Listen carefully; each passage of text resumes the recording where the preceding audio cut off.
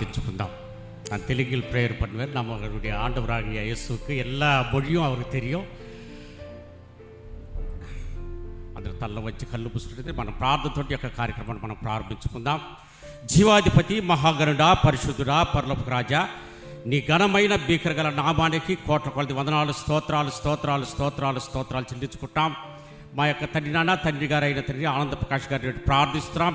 గత సంవత్సరం తండ్రి నీవు పిలుచుకున్న పిలుపుకై తండ్రి నాన్న మీ యొక్క చెంతకు చేర్చుకున్నందుకు తండ్రి అయ్యా తండ్రి గారిని మేము జ్ఞాపకం చేసుకుంటూ ఈ దినం తండ్రి ఏర్పాటు చేసిన జ్ఞాపకార్థ కుడికిని బట్టి మీకు కోట్ల కొలది వందనాలు స్తోత్రాలు చెల్లించుకుంటాం.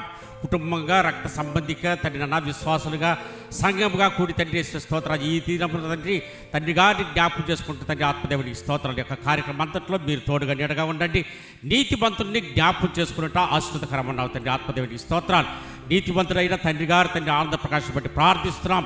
ఆత్మదేవుని స్తోత్రాలు. తండ్రి గారిని దినం రాజా జ్ఞాపకం చేసుకుంటా రాజా మాకు ఇచ్చిన యొక్క మంచి అవకాశాన్ని బట్టి మీ కోట్ల కొలది వందనాలు స్తోత్రాలు చెల్లించుకుంటాం. తండ్రి నన్ను ఇక్కడ జరిగిన కార్యక్రమం అంతే రాజా మీరు అధ్యక్షత వహించి రాజా మాకందరికి ఆశ్చర్యకరంగా నీకు మహిమకరంగా జరుగుటకు సహాయం దయచేయండి. మా యొక్క పాటల ద్వారా తండ్రి సాక్ష్యముల ద్వారా తండ్రి దైవదాసు చెప్పు దైవ వర్తమానం ద్వారా తండ్రి నాన్న వచ్చిన 50 మందికి తండ్రి స్తోత్రరాజా అది ఆశ్చర్యకరంగా నీకు మహిమకరంగా ముందులాగిన తండ్రి యొక్క సమయాన్ని మీరు ఆశీర్వదించమని యేసుక్రీస్తు అతి శ్రేష్టమైన నామాన్ని బట్టి అడిగి మా పరలోక రక్షక ఆమేన్. இப்பொழுதும் ஆண்டவரை மகிமைப்படுத்துகிற ஒரு நேரம். மத்தியில் செல்மான் டீம் வந்து கொஞ்ச நேரம் நம்ம ஆராதனை நடத்துவார்கள். குறிப்பாக மோசஸ் ஐயா அவங்க சொன்னாங்க அப்பாவுக்கு பிடித்த பாடல்கள்னு சில பாடல். அவங்க ஆரம்பத்துலேருந்து நல்லா பாடக்கூடிய ஒரு பாடகர், கொயர்லலாம் இருந்திருக்காங்க, அருமையாக பாடுவாங்க. அவங்களுக்கு பிடித்த பாடல்களையும் சேர்த்து கொள்ளுங்கள். எப்படி அவங்க பாடினாலும் பரவாயில்ல, கர்த்தரை மகிமைப்படுத்துவதற்கு இந்த நேரத்தை நாம் எடுத்துக்கொள்வோம். ஹல்லேலூயா. ஆண்டவர் ரொம்ப நல்லவர். ஆமென்.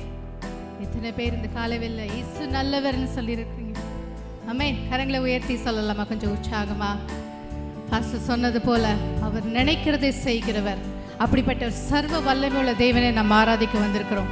ஆமென். முழு மனதோடு உற்சாகமாய் நாம் அவரை ஆண்டவரை ஆராதிப்போமா? அவர் நம்மை தேய்ச்சுக்கிற தேவன். ஆமென். அவர் நமக்கு தேவையான ஆறுதலை தருகிற தேவன். நான் உங்களை திக்கற்றவர்களாக விடேன் என்று சொல்லுகிறார். I will not leave you as an orphan. ஆமென். ஒருவேளை இந்த ஆராதனை வேளையில் ஏதோ பல விதமான சூழ்நிலைகளை நீங்களும் வந்திருக்கலாம். இந்த காரியம் எப்படி முடியுமோ என்ற ஒரு ஆங்ஸைட்டியோடு நீங்கள் வந்திருக்கலாம். ஆனால் தேவன் இந்த காலையில் உங்களை ஒரு சமாதானத்தோடு அனுப்புவார். ஆமென். ஹல்லேலூயா. ஒரு சமாதானத்தை தேவன் உலக கொடுக்கிற பிரகாரமாய் அவர் உங்களுக்கு கொடுப்பதில்லை. அவருடைய சமாதானத்தை அவர் உங்களுக்கு கொடுக்கிறார். ஒரு தாய் தேய்ச்சுவது போல அவர் உங்களை தேய்ச்சுவார். என் கூட சேர்ந்து இந்த பாடலை பாடுறீங்களா?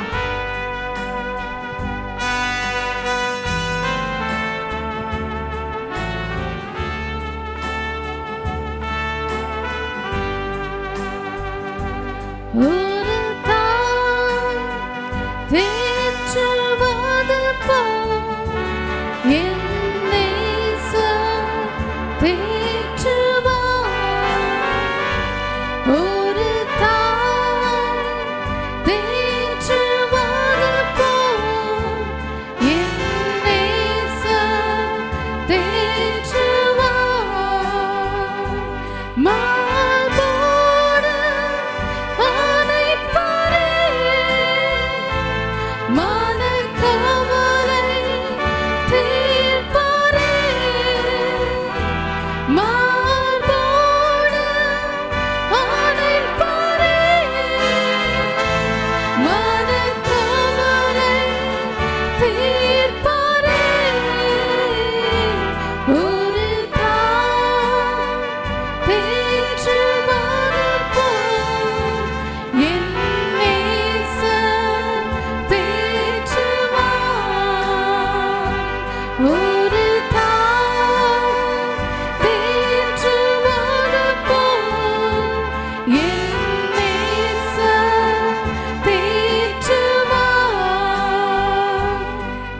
பிடித்து நம்மளை நடத்துகிறவர். எங்களை நடத்தினார், உங்களையும் நடத்த போகிறார். ஆமென். கவலைப்படாதீங்க. இந்த வார்த்தைகளை சொல்லும் போது அவர் என்னை கரம் பிடித்து நடத்துவார் என்று சொல்லி இந்த விசுவாசத்தோட பாடுவீங்களா?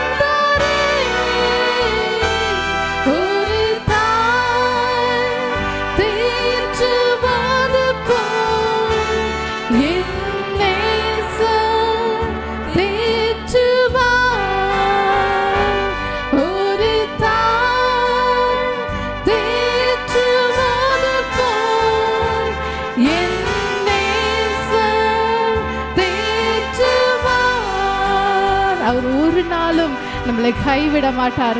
ஒரு நாளும் நம்மளை விட்டு விலகாத தேவன். இன்னொரு முறை இந்த வரிகளை நம்ம சொல்லும்போது உங்களுக்கும் அந்த விசுவாசத்தோடு நீங்கள் சொல்வீர்கள், ஆனால் அவர் உங்களை கைவிடவே மாட்டார். ஒரு நாளும் ஒரு நிமிடமும் உங்களை விட்டு அவர் விலகாமல் இருப்பார். சொல்லுவோமா? ஒரு போதும்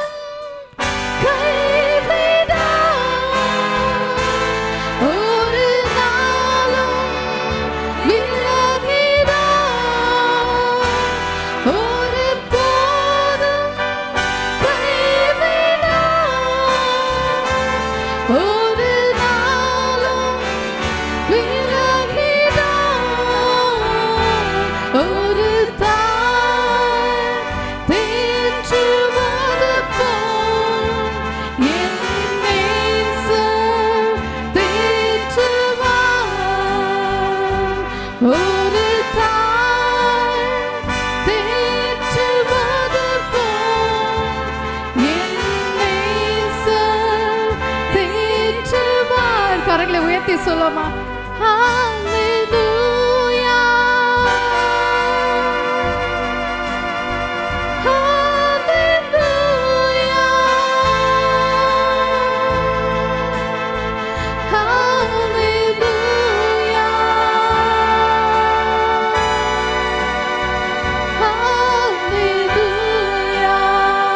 மார்போடு அடைப்பார்.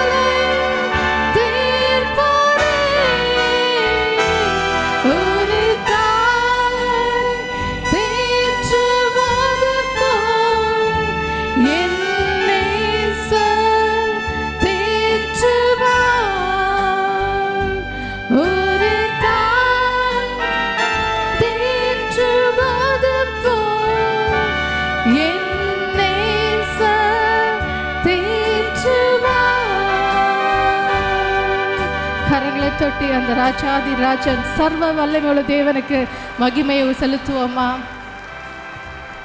தாத்தா எங்களை விட்டு கடந்து போன இந்த ஒரு வருடத்துக்குள்ளே பார்த்திங்கன்னா இன்னொரு ஃபேட்டல் சிச்சுவேஷன் நாங்கள் சந்திக்க வேண்டியது இருந்தது. எங்கள் அப்பாவை டாக்டர்ஸ் கைவிட்டுட்டாங்க. பிழைக்க மாட்டார், அப்படின்னு சொல்லிட்டு ஆண்டவர் எங்களை எப்படி நடத்துகிறாருன்றத எங்களால் நிதானிச்சு கூட பார்க்க முடியல. ஒரு திக்கற்ற நிலைமையில ஒரு தவிச்சு போய் நாங்கள் நிற்கிற அந்த நேரத்தில் எங்களுக்கு தெரிஞ்சதெல்லாம் ஒரே ஒரு நாமம். ஆமென். இயேசுவின் நாமத்தை சொல்லி நாங்கள் கூப்பிடும் பொழுது எப்படி மரித்த லாசரு உயிரோடு எழுப்பினார், அதே போல் ஆண்டவர் ஜீவனை மறுபடியும் கொடுத்து இந்த நாளில் கூட இன்னும் ஆண்டவருக்கு ஊழியம் செய்வதற்காக, இன்னும் அவருக்காக ஓடுவதற்காக குடும்பமாய் எங்களை வைத்திருக்கிறார். அதற்காக நன்றியோடு எங்களோடு சேர்ந்து நீங்களும் நன்றியோடு இந்த பாடலை பாடுவோமா? சம்டைம்ஸ் ஆண்டவர் எப்படி நம்மளை நடத்துகிறாருன்றதை நம்மளால் புரிஞ்சிக்கவே முடியாது. ஆனால் பாருங்கள், முடிவில் ஒரு பெரிய சாட்சி, ஒரு பெரிய சாட்சியோட ஆண்டவர் எங்களை இன்னும் ஜெயமாய் நடத்துகிறார். அவ்வளோதான் சொல்ல முடியும். அவர் நம்மளை கைவிட மட்டும் மாட்டார். நன்றி சொல்.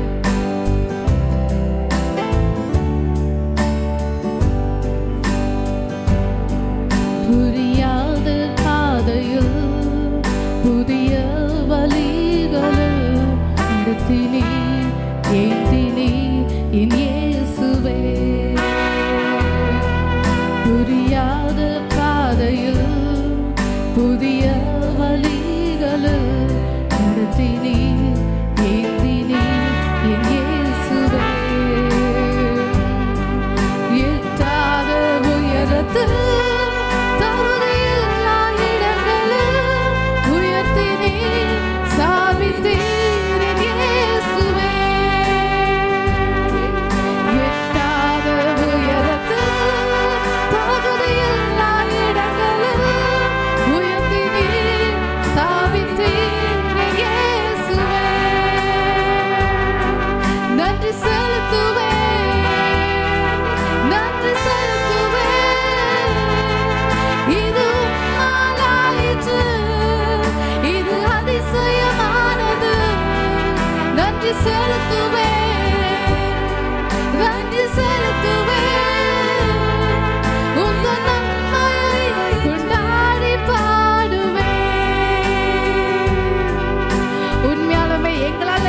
கூட பார்க்க முடியல.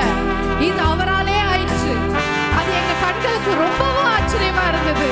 அதனாலதான் இந்த நன்றியோட இந்த பாடலை எங்களால பாட முடியும். நீங்க பாத்தீங்கன்னா இந்த பாட்டு தினமும் எங்க வீட்டுல இருக்கும், டெய்லியும் கேட்போம் நன்றியோட.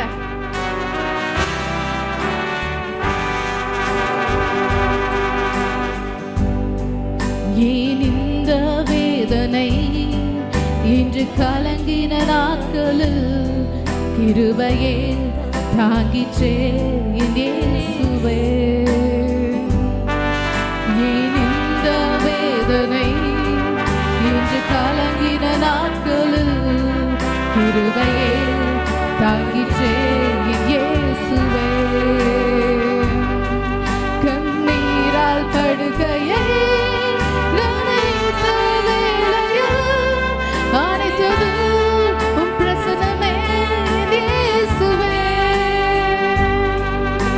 கண்ணீரால் படுகையை நனைத்த வேளையில் அனைத்தது பிரசனமே இயேசுவே. சத்தத்தை உயர்த்தி நன்றி செலுத்துவே, நன்றி செலுத்துவே. இது உம்மாலாயிற்று, இது அதிசயமானது. நன்றி செலுத்துவே, நன்றி செலுத்துவே. உங்கள் நன்மையை கொண்டாடி பாடுவேன். மறுபடியும் நன்றி செலுத்துவே, நன்றி செலுத்துவே, நன்றி செலுத்துவே.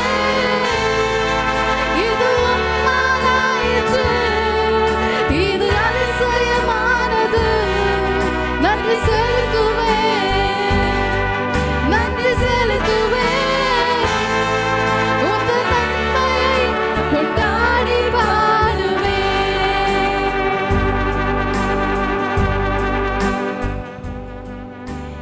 இந்த சோதனை இன்று மனம் உடைந்ததும் அறிந்தவர் நீர் மட்டும் என் இயேசுவே. ஏன் இந்த சோதனை இன்று மனம் அறிந்தவர் நீர் மட்டும் என் இயேசுவே. என் தூங்கா இரவினில் மனமுடைந்த வேளையில் தேற்றி நீர் வார்த்தையால் என் இயேசுவே. என் தூங்கா இரவினில் மனமுடைந்த வேளையில் தேற்றி நீர் வார்த்தையால் என் இயேசுவே. நன்றி செலுத்துவேன், கரங்களை உயர்த்தி நன்றி செலுத்துவேன். இது உம்மாலாயிற்று, இது அதிசயமானது. நன்றி செலுத்துவேன், நன்றி செலுத்துவேன்.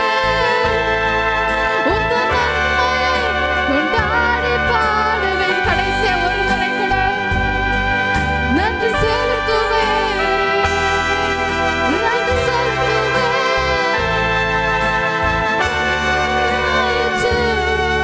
இது அதிசயமானது. நன்றி செலுத்துவேன், நன்றி செலுத்துவேன். உந்தன் நன்மையை கொண்டாடி பாடுவேன். கொஞ்சம் மியூசிக்கை நம்ம நிறுத்திட்டு கொஞ்சம் உங்க குரலால உங்களுடைய அந்த ஒரிஜினல் அந்த ஓக்கல் கார்டை பயன்படுத்தி ஆண்டவரை இந்த வார்த்தைகளை சொல்லி நீங்கள் மகிமைப்படுத்துறீங்களா? நன்றி செலுத்துவேன். உங்கள் வாழ்க்கையில் ஆண்டவர் சின்ன சின்ன எவ்வளவோ நன்மைகள், சின்னதுலேருந்து பெருசுலேருந்து எவ்வளவோ நன்மைகளை நீங்கள் பெற்றிருக்கிறீங்க. இது ஒரு நன்றி சொல்லக்கூடிய ஒரு நல்ல நேரம். உங்கள் உள்ளத்தின் ஆழத்துலேருந்து வெறும் சத்தம் மட்டும், உங்கள் வாய்ஸ் மட்டும் கேட்கட்டுமே. நன்றி செலுத்துவேன்னு சொல்லலாமா? கண்களை மூடி கரங்களை உயர்த்தி உள்ளத்தின் ஆழத்தில் ஆண்டவரே ஜீவனை கொடுத்து வச்சிருக்கிறீங்கப்பா.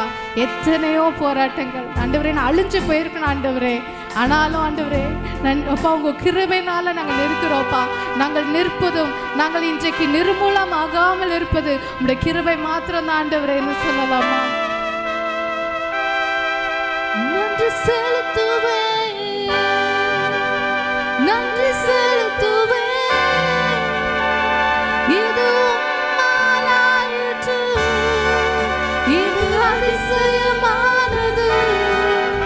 நன்றி செலுத்துவேன், நன்றி செலுத்துவேன். உந்தன் நன்மையை கொண்டாடி பாடுவேன். நல்ல ஒரு கரங்களை ஆண்டவருக்கு தட்டுவோமா? எந்த நிகழ்வை விட மிக சிறப்பான ஒரு நிகழ்வு கர்த்தரை உயர்த்துகிற நிகழ்வு தான். அதை விட வேறு பெருசாக ஒன்றும் நமக்கு இருக்கிற டியூட்டியில் வேறு எதுவும் இருக்க முடியாது. அப்படி ஒன்று ஆண்டவரை மகிமைப்படுத்துகிற ஒரு ஆராதனையை தான் இவ்வளோ நேரம் நாம் ஆராதித்தோம். கர்த்தருக்கு ஸ்தோத்திரம். இப்பொழுது கூட அருமையான ஐயா ஆனந்த பிரகாசம் ஐயா 90 வயதை தொடுகிற நேரத்தில் அவர்கள் ஆண்டவருக்குள் தங்கள் ஓட்டத்தை முடித்தார்கள். அவர்களை குறித்த அருமையான நிகழ்வுகள் ஏராளம் உண்டு. 90 இயர்ஸுங்கிறதுல எவ்வளவு விஷயங்கள் இருக்கும்.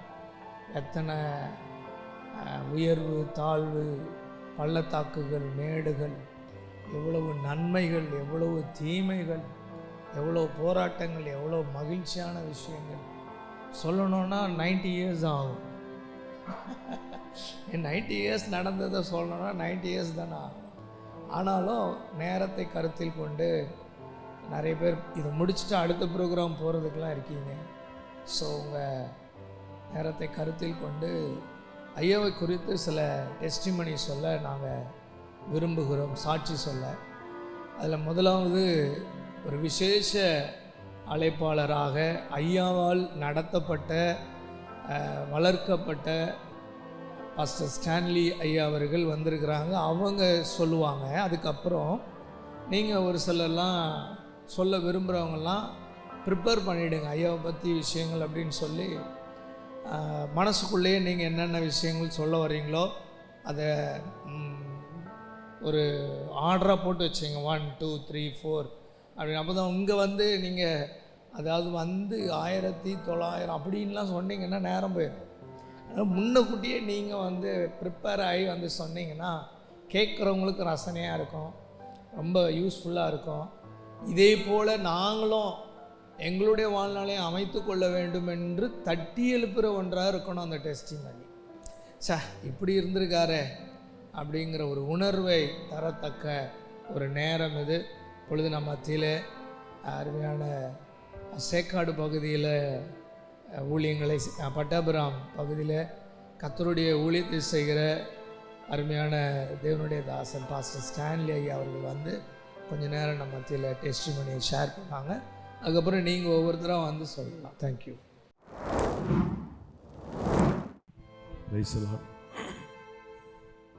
கர்த்தருடைய நாமத்திற்கு மகிமை உண்டாகட்டும். இந்த நாளிலும் கூட அருமையான மிஸ்டர் ஆனந்த பிரகாசம் அப்படி சொல்வதை விட என்னுடைய அத்தான் என்று நான் உரிமையோடு அவங்களை கூப்பிடுவேன். காரணம், என்னுடைய சகோதரியுடைய புருஷன் என் மேலே ரொம்ப பிரியமாக இருப்பாங்க. அவங்களை குறித்து நான் சொல்லதாக இருந்தால் நிறைய காரியங்களை சொல்லலாம். என்னை வளர்த்து ஆளாக்கி இன்றைக்கி நான் ஒரு ஊழியக்காரனாக இருக்கிறேன் அப்படின்னா அதுக்கெல்லாம் மொத்த காரணமும் எங்கள் அத்தான் தான்.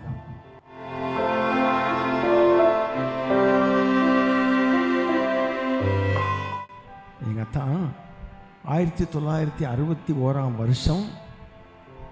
அவருக்கு திருமணம் நடந்தது. அப்போது நான் ஒரு 7-8 வயசு பையன். எங்கள் அப்பா என்கிட்ட வந்து கேட்டாங்க, டேய் அக்காளுக்கு ஒரு மாப்பிள்ளை பார்த்துருக்கோம், எங்கள் ஊர் பாஷை, அக்காளுக்கு ஒரு மாப்பிள்ளை பார்த்துருக்கோம், உனக்கு பிடிச்சிருக்கா வந்து பாரு அப்படின்னாங்க. நான் வந்து எங்கள் அத்தானை பார்த்தேன். நான் சொன்னேன் எங்கள் அப்பாட்ட, என்னப்பா இவ்வளோ உயரமாக இருக்காரு, அக்கா இவ்வளோண்டு தானே பாருப்பா, இவ்வளோ உயரமான ஆளை போய் அக்காவுக்கு எப்படிப்பா கேட்டா நம்ம முடியும் அப்படின்னா. அப்புறம் இல்லை நல்ல குணம், நல்ல மனுஷன் அப்படின்னாங்க. சரி, என்ன திருமணம் நடந்தது. ஏன்னா நான் நிறைய சொல்லலாம், ஆனால் என் டைம் சுருக்கி சொன்னதுனால நான் சுருக்கமாக உங்களுக்கு மத்தியில் சொல்கிறேன். அதுக்கப்புறம் அப்பப்போ எங்கள் ஊருக்கு வருவாங்க, மெட்ராஸ்லேருந்து நாகர்கோவிலுக்கு வருவாங்க. எங்கள் வீட்டுக்கு எங்கள் அத்தான் வராங்கன்னு லெட்ரு போட்டாலே எங்களுக்கு அவ்வளோ சந்தோஷம். வீடு அவ்வளோ டெக்கரேட் பண்ணுவோம், வீடை ஒழுங்குபடுத்துவோம், அவ்வளவு சந்தோஷம். சாயந்தரம் ஆகிட்டால் எங்கேயும் போக மாட்டேன். நான் எங்கள் அத்தானு தான். எங்கள் ஊரில் பார்க் இருக்குது, இந்த பார்க்கு போயிடும். எல்லோரும் பார்க்கும்போது அப்படி தோலை நிமிந்துட்டு எங்கள் அத்தான் கூட போவேன். அப்படி அநேக வருஷங்கள் இருந்தோம். பிறகு அங்கு எனக்கு அநேக நண்பர்கள் நிறைய இருந்தாங்க. எங்கள் தெருவில் ஃபுல்லாக எங்கள் சொந்தக்காரங்க நிறைய, சின்ன சின்ன பசங்க, ஒரு 10 வயசில் இருக்கிற பசங்க, ஒரு 15 பசங்க, எல்லாம் எங்கள் வீட்டிலேயே தான் இருப்பாங்க. எங்கே போனாலும் எங்கள் கூட தான் வருவாங்க, என்ன சொன்னாலும் செய்வாங்க. அப்படி நான் ஊரில் ரொம்ப மோசமான நிலைமையில் போயிட்டு இருந்தேன். அப்போது எங்கள் அத்தா ஊருக்கு வந்ததை என்கிட்ட கேட்டாங்க, எங்கள் அப்பா என்னை ஸ்கூலில் விட்டு நிறுத்திடணும், இவனை வந்து கண்ட்ரோல் பண்ண முடியல, இவனை இனி படிக்க அனுப்ப வேண்டாம், ஏதாவது கடைக்கு அனுப்பிச்சிடலாம் அப்படின்ட்டு என்னை ஒரு மளிகை கடையில் போய் கேட்டு வந்துட்டாங்க. பொட்டலம் மடக்கிறதுக்கு எங்கள் அப்பா கேட்டு வந்துட்டாங்க. அந்த நேரம் பார்த்து எங்கள் அத்தா வீட்டுக்கு வந்தாங்க. எங்கள் அத்தாட்ட நான் சொன்னேன், தான் நான் இனி அடுத்த தடவை நீங்கள் வரும்போது நான் வீட்டில் இருக்க மாட்டேன் தான். என்னன்னா, நான் மளிகை கடைக்கு போகிறேன் பொட்டலம் மடக்கிறதுக்குன்னு. ஏன் உனக்கு படிக்க இஷ்டமானாங்க? இஷ்டம்தான், நான் படிக்க வைக்க எனக்கு வசதி இல்லை அப்படின்னோடனே, நான் படிக்க வைக்கிற மெட்ராஸுக்கு வரையா அப்படின்னாங்க. சந்தோஷம், வரதான் அப்படின்னேன். உடனே 1967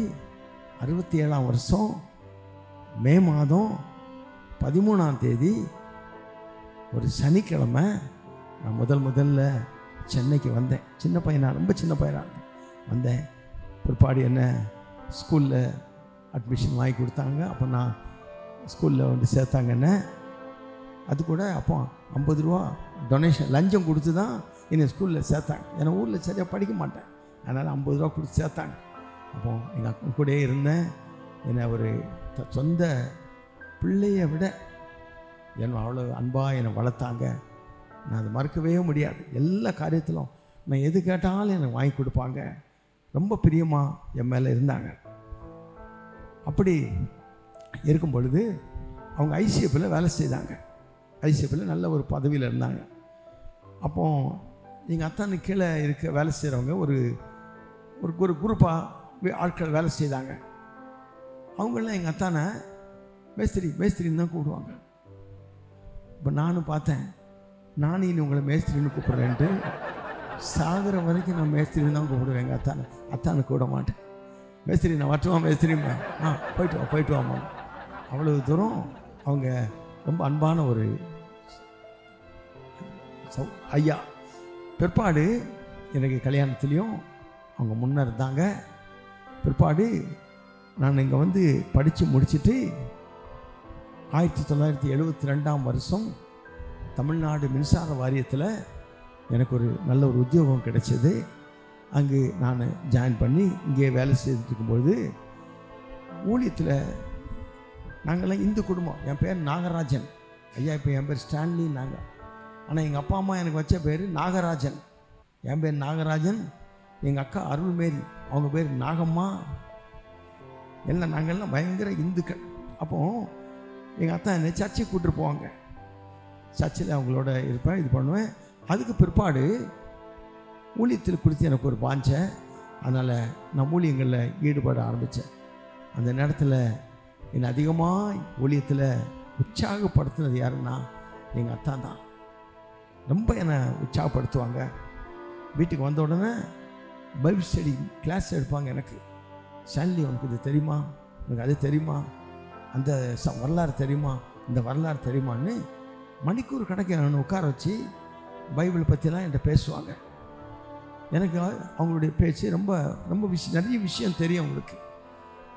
அப்படி இருக்கும்போது நான் பைபிள் ஸ்கூலில் படிச்சுட்டு நான் ஊழியம் செய்தேன். பட்டாபுராமில் நான் ஊழியம் செய்யும்பொழுது எங்கள் அத்தா எங்கள் சபைக்கு வருவாங்க.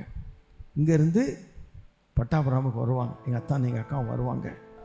அவங்க ட்ரெயினில் ஏறி இறங்கி வர்றதுக்கு ரொம்ப கஷ்டப்படுவாங்க. அப்போ நானே சொன்னேன், எத்தான் நீங்கள் ரொம்ப கஷ்டப்படுறீங்க, வேண்டாம், இவ்வளோ தூரம் நீங்கள் வந்து சப்போஸ் கீழே விழுந்துட்டீங்கன்னா கஷ்டம், அதனால் பக்கத்திலே நல்ல ஒரு சபை இருந்தால் அங்கே போங்க தான் அப்படின்னு நான் சொன்னேன். ஆனாலும் அது வரைக்கும் என்னைய பேர் சொல்லி கூப்பிட்டுட்ருப்பாங்க. ஆனால் ஊழியத்தை ஆரம்பித்த பிறகு அவங்க வீட்டுக்கு வந்துட்டா, வாங்க பாஸ்டர் தான், வேறு எந்த வார்த்தையும் பேர் சொல்ல மாட்டாங்க. வாடா போடன்னு கூட எனக்கு சொல்ல மாட்டாங்க. வந்துட்டா, பாஸ்டர் வந்துட்டாரா, வாங்க அப்படின்ட்டு ரொம்ப மரியாதை, ரொம்ப அன்பு எம்எல்ஏ இருப்பாங்க. சர்ச்சைக்கு வந்தால் கூட சங்கீதம் வாசிக்க சொல்லுவேன். ரொம்ப பொறுப்பாக வாசிப்பாங்க. அடிக்கடி சொல்லுவாங்க, ஸ்டான்லி இப்படி செய்யணும், அப்படி செய்யணும், ஊழியத்தில் இந்த மாதிரி செய்யணும் மாதிரி நிறைய எனக்கு ஆலோசனைகள்லாம் ஊழியத்தில் கொடுப்பாங்க. கொடுத்து நான் ஊழியத்தில் ஓரளவுக்கு வளர்ந்த உடனே எனக்கு ஊழியத்தில் மேற்கொண்டு எப்படி செய்யணுங்கிற சில காரியங்களை சொல்லி கொடுத்தாங்க. அதுக்கு பிறகு அவங்க சிக்காயினாங்க, உடம்பு கொஞ்சம் சிக்காயிட்டாங்க. சிக்கான பிறகு இதுக்கடையில் நிறைய காரியங்கள் நடந்தது. நிறைய காமெடியான காரியங்கள் உண்டு, சீரியஸான காரியங்கள் உண்டு, இப்படி நிறைய காரியங்கள்லாம் நடந்தது. ஆனால் நேரம் இல்லாதனால நான் சீக்கிரமாக முடிக்கிறேன். அதுக்கு பிறகு அவங்க சிக்கானோடனே நான் வீட்டுக்கு பார்க்க வருவேன். நான் பார்க்கும்போது என்னை பார்த்தோன்னே கை பிடிச்சிப்பாங்க, எனக்கு ஜெபம் பண்ணு பாஸ்டர், எனக்கு ஜெபம் பண்ண சொல்லுங்கள், என்னை ஜெபம் பண்ண சொல்லுவாங்க. நானும் கண்ணீரோடு ஜெபம் பண்ணுவேன். நான் அவங்கள எங்கள் அத்தான்னு சொல்கிறத விட அவங்ககிட்டே சொன்னேன், இதான் நான் உங்களுக்கு மச்சான் இல்லை தான், நீங்கள் என் தகப்பேன். ஏன்னா இந்த மெட்ராஸுக்கு நான் வந்ததுலேருந்து என்னை வளர்த்து, என்னை ஸ்கூலில் ஃபீஸ் கட்டி, என்னை படிக்க வச்சு, எனக்கு சாப்பாடு போட்டு இந்த அளவுக்கு நான் இவ்வளோ தூரம் நிலைமை இருக்கேன்னா இது எல்லாத்துக்குமே காரணம் நீங்கள் தான். என் முதுகில் தட்டுவாங்க, அப்படி சொல்லாத பாரு, நீங்கள் வந்தது தேவ சுத்தம், ஆண்டவர் என்னை பயன்படுத்தினார் தெரியுமா உனக்கு? நீ இன்னைக்கு ஒரு ஊழியம் செய்கிற ஒரு பாஸ்டராக இருக்கிறன்னா உன்னுடைய வேலை மட்டும் இல்லை, என்னுடைய பங்கு இதில் நிறைய இருக்குது தெரியுமா? நீ மெட்ராஸுக்கு வந்ததுனால தான் நீ இன்னைக்கு ஊழியம் செய்கிற. உன்னை கூட்டு வர என் உள்ளத்தில் ஆண்டவர் ஏவி உன்னை இங்கே கூட்டு வந்து இன்னைக்கு நீ ஒரு பாஸ்டராக இருக்கிற, ரொம்ப சந்தோஷம் அப்படிம்பாங்க. அப்படியா கடைசி நேரத்தில் ரொம்ப பலவீனமாக இருக்கும் பொழுது கடைசி நாட்களில் நான் பார்க்க வந்தேன். ரொம்ப கஷ்டப்பட்டாங்க. ஆனாலும் கர்த்தருக்குள்ளே அருமையான ஒரு மரணத்தை ஆண்டவருக்கு கொடுத்தாரு. மறித்து போயிட்டாங்க. ஆனாலும் மறக்க முடியாத ஒரு மரணம் இருந்தாலும் இன்றைக்கும் எங்கள் அத்தானுடைய அந்த ஃபோட்டோவை பார்க்கும் பொழுதெல்லாம் எனக்கு அவ்வளோ சந்தோஷமாக இருக்கும். எங்கள் அக்கா வீட்டுக்கு வந்தீங்கன்னா எங்கள் அக்காவுடைய கல்யாண ஃபோட்டோ ஒன்று இருக்கும். எப்போ வந்தீங்கன்னா கேட்டுக்குங்க. இந்த கல்யாண ஃபோட்டோவில் பார்த்தீங்கன்னா நான் இவ்வளோ போல் இருப்பேன். நான் எங்கள் அத்தான் கையை பிடிச்சிட்டு இருப்பேன். ரொம்ப சின்ன பையனாக இருப்பேன். அன்னையிலேருந்து எங்கள் அத்தான் சாகுற வரைக்கும் என்னை அவ்வளோ நேசித்தாங்க, என்னை பாதுகாத்தாங்க. எனக்கு வேண்டிய எல்லாத்தையும் செய்து இன்றைக்கி ஒரு ஊழியக்காரனாக என்னை உருவாக்குனது அவங்க தான். கர்த்தர் அவருடைய மரணம் வேதனையான மரணம், அதனால் 1 வருஷம் இந்த குடும்பத்தை பாதுகாத்தார். தொடர்ந்து இந்த குடும்பம் கர்த்தருக்குள்ளே வளர ஜெபித்து கொள்ளுங்கள். கர்த்தருக்கு ஸ்தோத்திரம் உண்டாகட்டும். ஆமென். ஐயாவை குறித்து இப்படிப்பட்ட ஒரு நல்ல அருமையான சாட்சியை ஐயாவுக்கு நிறைய நேரம் கொடுக்கலாம். ஆனால் இங்கே நாம் ஆரம்பித்த நேரத்தில் ஆராதனையில் கொஞ்சம் எக்ஸ்ட்ரா ஒரு 7 நிமிஷம் எடுத்துக்கிட்டாங்க. ஒருத்தர் எக்ஸ்ட்ரா போகிறதுனால கடைசியாக பரிதாபமான ஆள் யாருன்னா செய்தியாளர் தான். அவருக்கு தான் ரொம்ப கம்மியாக நேரம் கிடைக்கும். ஒரு மீட்டிங்கில் எனக்கு 2 நிமிஷம்தான் செய்திக்கு நேரம் கிடச்சிதே. எவ்வளோ நேரம்? 4 மணி நேரம் மீட்டிங். செய்தியாளருக்கு 2 நிமிஷம்தான் டைம் இருந்தது. அந்த மாதிரி சில சோதனைகள்லாம் நான் கடந்து வந்திருக்கேன். அதனால் நமக்கு பழகி போச்சு. ஸோ இருந்தாலும் நீங்கள் சுருக்கமாக அழகாக ஒரு 4 பாயிண்ட்டோ 2 பாயிண்ட்டோ எதுவோ ஐயா குறித்து உங்கள் அனுபவங்களை சொல்ல தயவுசெய்து முன்னாடி வாங்க. உங்களுக்கு மைக் இருக்குது, மேடல்லையே நிற்கலாம், அங்கேயே நிற்கலாம், எங்கே வேணாலும் நிற்கலாம். வாங்க. என்னுடைய தகப்பனாருடைய காரியத்தை குறித்து நான் பேசணும்னா ஐயா சொன்னது பிரகாரம் நிறைய பேசலாம். ஆனால் ஒரு 2-3 காரியத்தை மட்டும் நான் சொல்லி கடந்து போக விரும்புகிறேன். கர்த்தர் நல்லவர். என்னுடைய தகப்பனார் கடந்த வருஷம் இதே நாளில் மரித்து போனார். அவ்வளோ சீக்கிரமாக இந்த நாள் 1 வருஷம் கடந்து போனார். எல்லார்கிட்டையும் சொல்லும்போது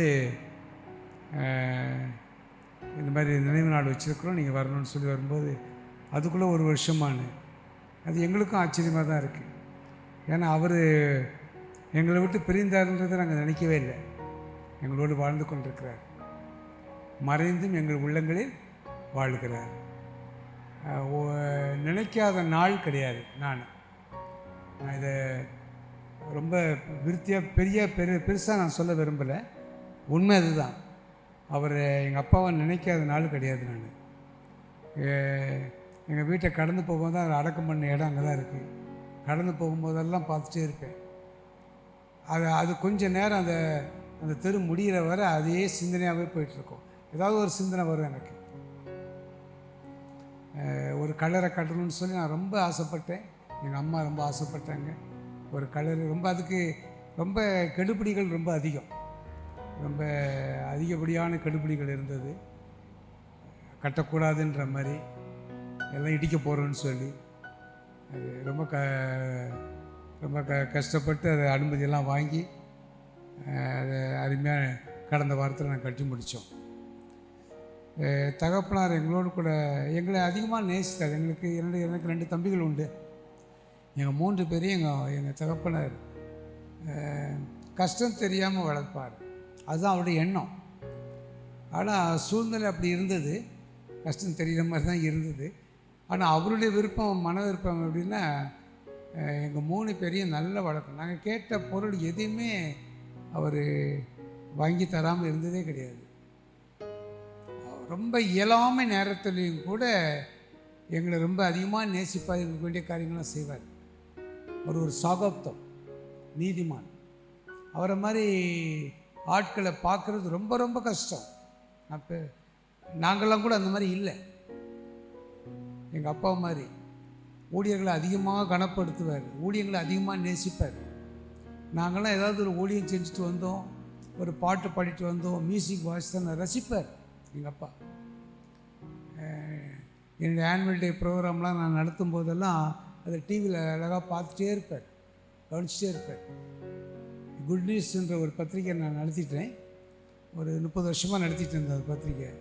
அந்த பத்திரிக்கை நான் பேருக்கு தான் நான் எடிட்டராக தவிர அந்த முழு ஆர்கனைஸ் பண்ணுறதெல்லாம் என்னுடைய தகப்பனார் தான். எங்கள் அப்பா தான். கஷ்டப்பட்டு காலையில் உட்காருவார். அந்த அட்ரஸ் எல்லாம் ஒட்டுறது கிட்டத்தட்ட 3500 அட்ரஸ். அந்த அட்ரஸை ஒட்டுறதுக்கு காலையில் உட்காருவார். இடுப்பு போயிடும் அவருக்கு, ஆனாலும் சளைக்கவே மாட்டார். எங்கள் அம்மா சத்தம் போடுவாங்க, கொஞ்சம் ரெஸ்ட் கொடுங்க, ரெஸ்ட் எடுத்து இதை செய்யுங்கண்ணா. கேட்க மாட்டார். எடுத்த இப்போ ஒரு பிடிவாதம் அதிகம், ரொம்ப பிடிவாதமாக செய்வார் ஒரு காரியத்தை. கடவுளுடைய காரியம்னா அவ்வளோ பிடிவாதம் இருக்கும். முடியாத வேலையிலும் கூட சபைக்கு வந்துடுவார். நடக்க முடியாது, சீட்டிலேருந்து கார்லேருந்து காலை எடுத்து வெளியே போட முடியாது. அந்த நிலையிலும் கூட ஒரு மீட்டிங்கும் தவற மாட்டார். வருவார், கனப்படுத்துவார். ஊழியர்களை அவ்வளோ அதிகமாக கனப்படுத்துவார். வயசு சின்னவன் பெரியவன் எல்லாம் பார்க்க மாட்டார். எல்லோரும் அன்பாக சொல்வார். கடினமாக அவர் எங்களோடு கூட பேசுகிற நாட்கள் ஒரு சில நாட்கள் இருந்தாலும் கூட அதுவும் நியாயமான காரணமாக இருக்கும். எங்களோடு கூட கூடுமானவரை எங்களை ரொம்ப செல்லமாக தான் வச்சுருப்பார். எங்களை ரொம்ப அருமையாக பாடுவார். எதிர்ப்புகள் எவ்வளோ வந்தாலும் ஊழிய விஷயத்தில் அதுக்கு அடிப்பணிஞ்சு இறங்கி போக மாட்டார். அவர் பிடிச்சது தான் கரெக்டாக செய்வார். சபைக்கு முன்னே நிற்பார், டைமுக்கு நிற்பார். எல்லாருக்கும் உதவி செய்வார், எல்லாருக்கும் இறக்கப்படுவார். அது ரொம்ப நெருங்கிய சொந்தக்காரங்களாக இருந்தாலும் சரி,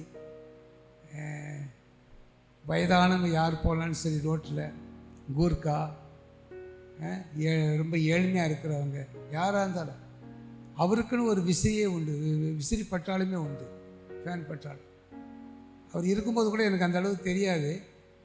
அதுக்கு பிறகு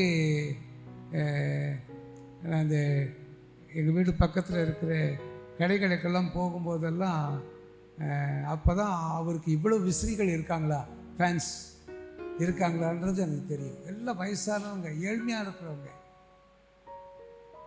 கூர்க்கா மளிகை கடை போடுறவன், எல்லோரும் பழக்கம், எல்லாத்தையும் அன்பாக வச்சுருப்பார். எங்களுக்கு பார்த்து ஒன்று பார்க்காம ஒன்று கொடுப்பார். பார்த்து நாங்கள் திட்டுவோன்னு சார். கூர்க்காவுக்கெல்லாம் 100 ரூபா அந்த மாதிரி கொடுத்துருவார். அவர் மறித்த பிறகு வீட்டுக்கு அவர் தெரியாமல் வந்துட்டான். தெரியாமல் இல்லை, அப்பா பலவீனமாக இருக்காங்க. அப்போவும் கூர்க்கா வந்தான். சரி, அப்பா வழக்கமாக கொடுக்குறவர் சொல்லி நான் ஒரு 10 ரூபாய் எடுத்து கையில் கொடுத்தேன். கூர்க்கா அவன் வாங்க மாட்டேன்ட்டான்.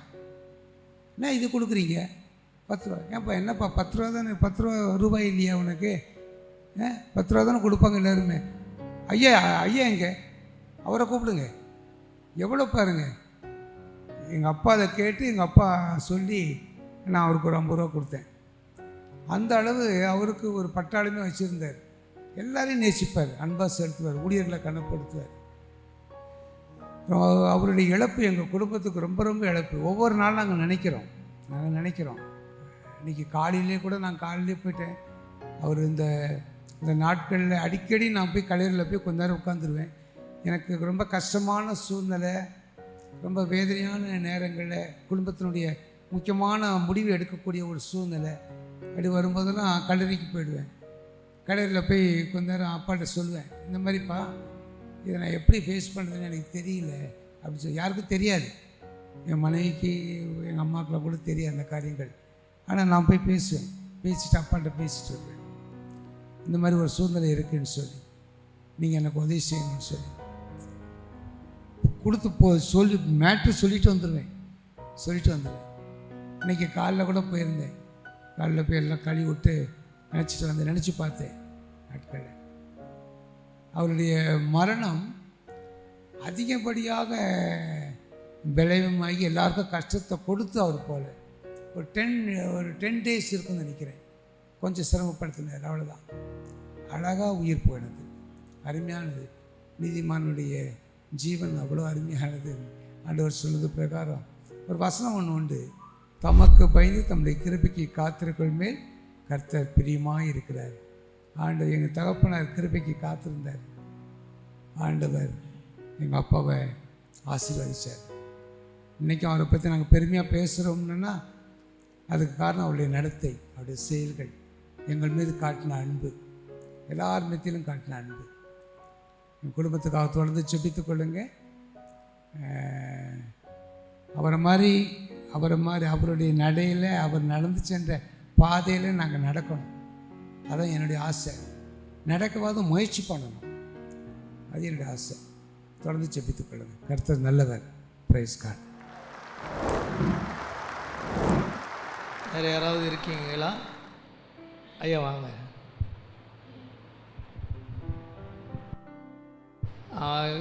அடுத்தவங்க யாருன்னா இருக்கீங்கன்னா நீங்கள் அவங்க முடிக்கும்போதே நீங்கள் முன்னாடி வந்துட்டீங்கன்னா நல்லாயிருக்கும். தேங்க்யூ. ஆண்டவருடைய பரிசுத்த நாமத்திற்கு மகிமை உண்டாவதற்காக இந்த நேரத்திலையும் கூட மறைந்த அன்பு சகோதரன் அவருடைய நினைவு நாம் நினைத்து கொண்டிருக்கிற இந்த நாளிலே வந்த நேரம் முதல் அவருடைய ஃபோட்டோவை பார்த்து கொண்டே இருக்கும் பொழுது என்னை அறியாமலே என்னுடைய கண்கள் தண்ணீரை வடித்து கொண்டு தான் இருக்கின்றது. ஏனென்றால் அவர் செய்த அந்த அன்பின் காரியங்களை என்னால் மறக்கவே முடியாது. பாஸ்டர் ஸ்டான்லி சொன்னது போல் நாங்கள் சென்னைக்கு வந்து நாங்கள் இந்த நிலைமையில் இருப்பதற்கு காரணமே அன்பு சகோதரன் தான். ஸ்டான்லி சொன்னது போல் அவருடைய மூத்த சகோதரி அந்த கல்யாணத்தோட காரியத்தில் அந்த மாப்பிள்ளை பார்க்கும் பொழுது அந்த ஆரம்ப நாள் முதல் கடைசி நாள் வரை நான் அவர்கள் கூட இருந்தவன். 1967ஆம் ஆண்டு நான் சென்னைக்கு வந்தபோது அந்த சமயத்தில் அவர்கள் நான் ஊரில் படித்து கொண்டிருக்கும் பொழுது ஹாஸ்டலில் தங்கியிருந்தேன். அவருடைய கல்யாணம் முடிந்தவுடன் என்னை ஹாஸ்டலில் வந்து பார்த்தார்கள். பார்த்து விட்டு, தம்பி நீ படித்து முடித்து விட்டு நீ சென்னைக்கு வந்து விடு என்றார்கள். ஏனென்றால் அவர்களுக்கு அவர்கள் கூட பிறந்த தம்பி கிடையாது, எனக்கும் கூட பிறந்த அண்ணன் கிடையாது. நாங்கள் அந்த அளவில் ஒரு அருமையான ஒரு அன்போடு நாங்கள் ஒருவருக்கு பழகி வந்தோம். என்மேல் ரொம்ப அதிகம் அன்போடு இருப்பார்கள். அந்த படித்து கொண்டிருக்கிற அந்த காலங்களில் அவர்கள் சொல்வார்கள், தம்பி நீ சென்னைக்கு வந்துவிடு, ஏதாவது ஒரு கோர்ஸ் படித்து வந்தால் உனக்கு சென்னையில் எப்படியாவது வேலை கிடைக்கும், நீ எப்படியாவது அங்கே வந்துடு அப்படிம்பாங்க. இப்பொழுது போல் அப்பொழுது அது செல்ஃபோன் மற்றும் வசதி இல்லாதனாலே அவர்கள் அடிக்கடி கடிதம் எழுதி கொண்டே இருப்பார்கள். எப்படி படிக்கிற, நீ எப்போ வரப்போகிற, என்ன படிக்க போகிற, என்ன கோர்ஸில் நீ சேர்ந்து படிக்கணும், அப்படிலாம் எனக்கு அப்பப்போ ஐடியா கொடுத்து இந்த நிலைமைக்கு என்னை ஆளாக்கி விட்டது அன்பு சகோதரன். சாலி சொன்னது போல் எனக்கு குடும்பத்தோடைய மூத்த சகோதரன் அவர்கள் தான். எங்களுக்கு என்னுடைய மனைவியோடைய அக்காளுடைய கணவர் இருந்தாலும் போதிலும் எங்கள் குடும்பத்தில் ஒரு மூத்த மருமகன் என்று தான் சொல்ல வேண்டும். எல்லோரிடமும் அன்பாக பழகுவார்கள், அதிக நேசமாக இருப்பார்கள்.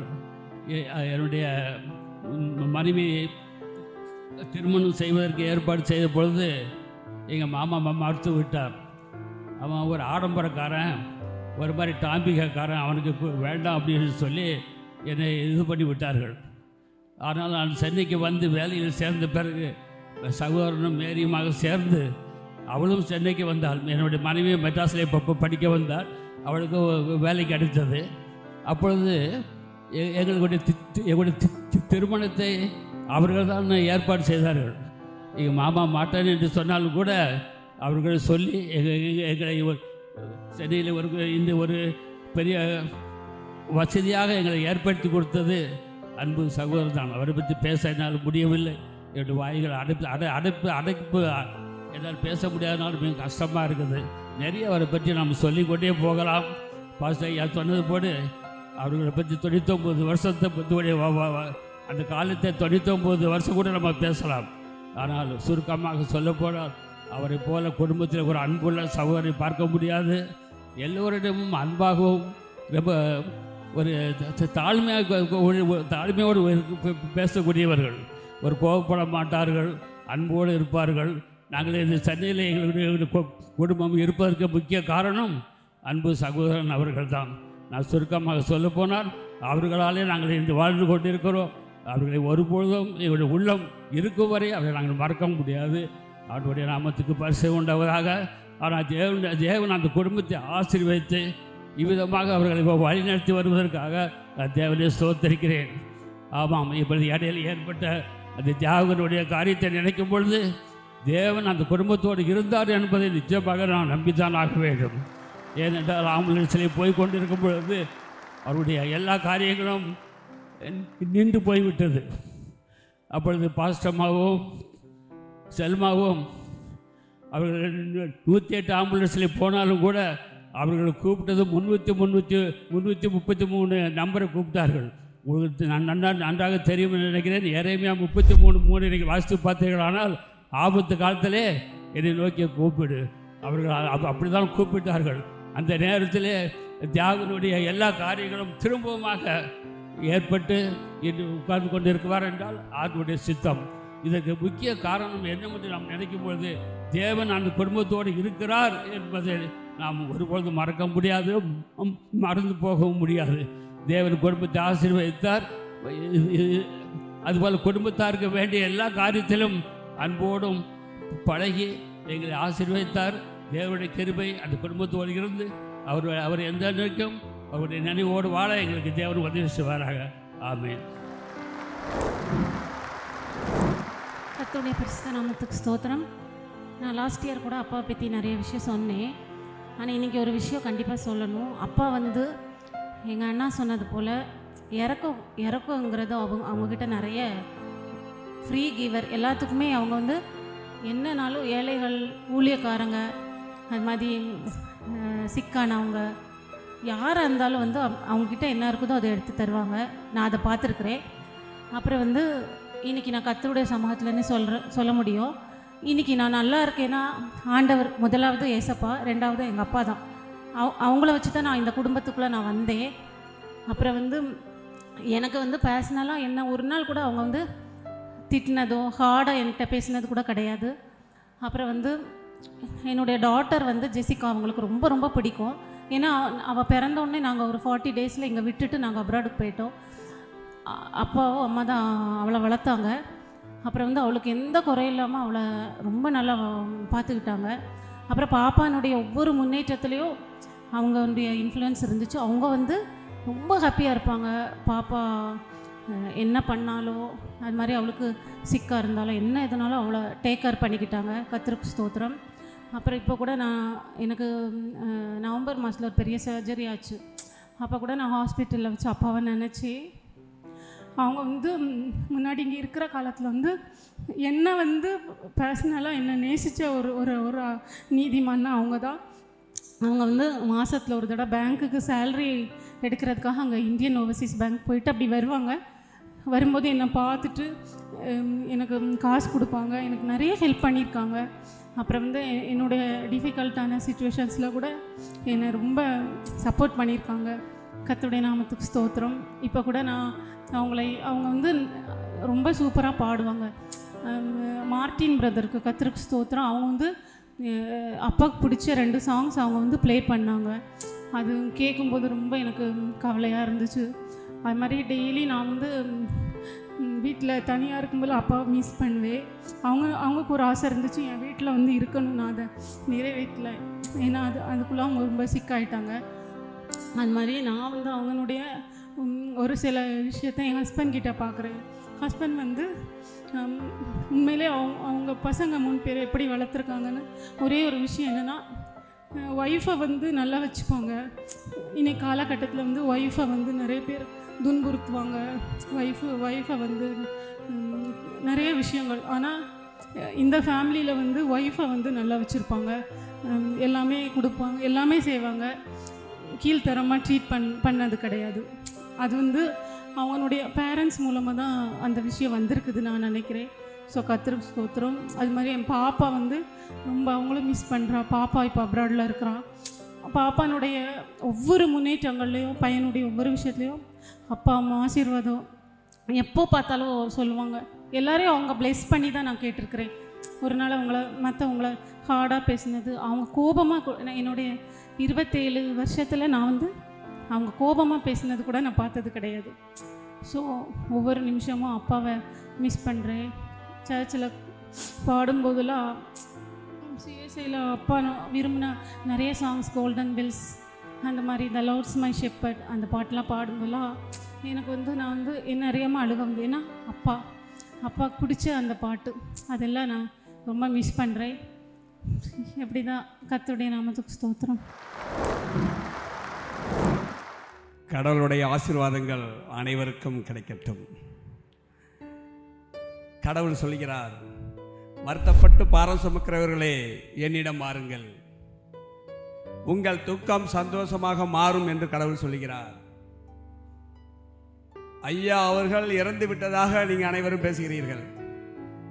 நான் சொல்கிறேன், ஐயா அவர்கள் அவருடைய ஆன்மா புனிதமான இடத்திற்கு கடவுளோடு சென்றிருக்கிறது. அவர் கடவுளோடு வாழ்கிறார், இறக்கவில்லை. கடவுள் சொல்லுகிறார், இறப்பிலும் நீ வாழ்வாய்.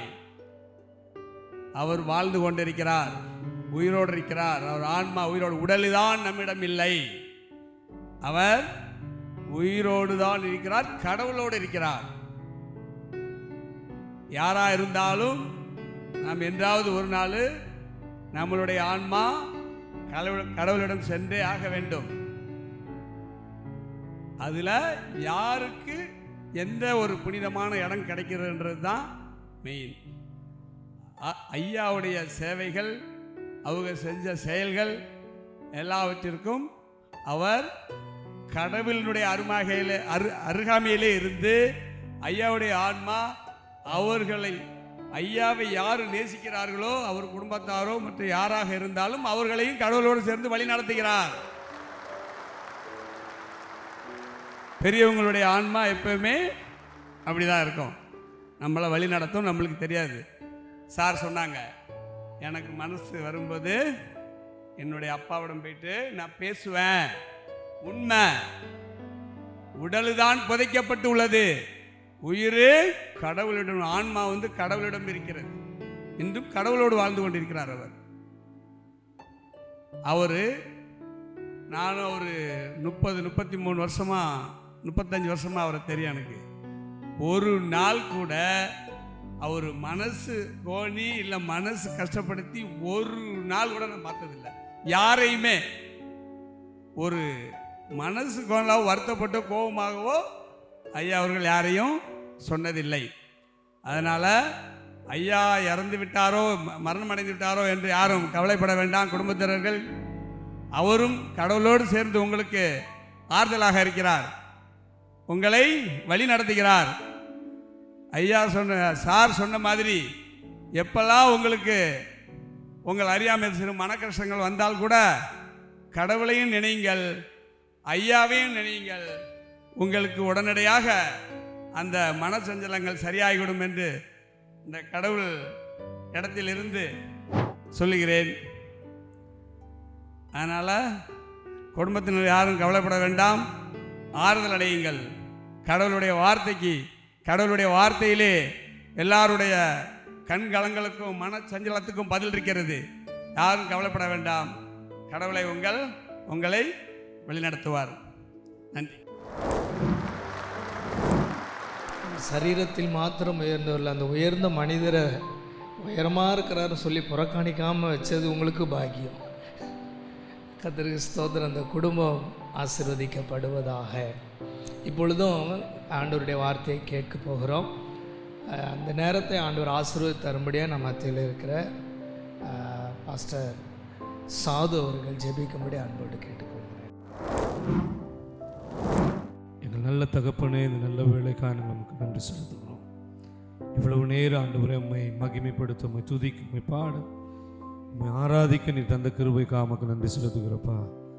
ஆண்டவரே, அருமையான ஐயாவை குறித்ததான அநேக காரியங்களை நாங்கள் கேட்டோம். இது நீர் உண்டாக்கினது, இந்த பூமியிலே ஆண்டவரே உம்மை ஸ்தாபப்படுத்த நீர் அவரை வைத்ததுக்காக நாங்கள் நமக்கு நன்றி செலுத்துகிறோப்பா. இப்பொழுதும் ஆண்டவரே குடும்பத்தாருக்கும் எங்களுக்கும் உம்முடைய வார்த்தையை ஆண்டவனை தர காத்திருக்கிறதுக்காக நாங்கள் நமக்கு நன்றி செலுத்துகிறோம். அந்த வார்த்தையின் மூலமாய் நாங்கள் ஒருவரை தேற்றிக்கொள்ள, அந்த வார்த்தையின் மூலமாய் நாங்கள் ஒருவர் பலப்பட, ஆண்டவரே நாங்கள் உம்முடைய நாமத்தை உயர்த்த எங்களுக்கு உதவி செய்யும். அருமையான எங்கள் பாஸ்டரை மறைத்து நீங்கள் வெளிப்படுவீரா. இயேசுவின் நாமத்தில் ஜெபிக்கிற நல்ல பிதாவே, ஆமென். Thank you pastor. கர்த்தர் உங்களை ஆசீர்வதிப்பார். இங்கே இருக்கிற எல்லாரையும் ரொம்ப குறுகின நேரத்தில் இந்த குடும்பத்திற்காக இறைவனுடைய வார்த்தை, ஆண்டவர் என்ன வார்த்தைகள் அவர்களுக்கு சொல்லுகிறார் என்பதை, அவர்கள் முக்கியமான விஷயம் இது என்பதினால் இந்த நேரத்தை நான் முடிந்த அளவிற்கு சுருக்கமாகவே பேச விரும்புகிறேன். அதே சமயம் அந்த குடும்பத்தினர் அனைவருமே நீங்கள் வெளியில் இருந்தால் கூட உள்ளே வந்து உட்காந்து உங்கள் ஃபேமிலிக்கு தேவையான பிளஸ்ஸிங்கை பெற்றுக்கொள்ளுங்கள். கர்த்தர் உங்களை ஆசீர்வதிப்பார்.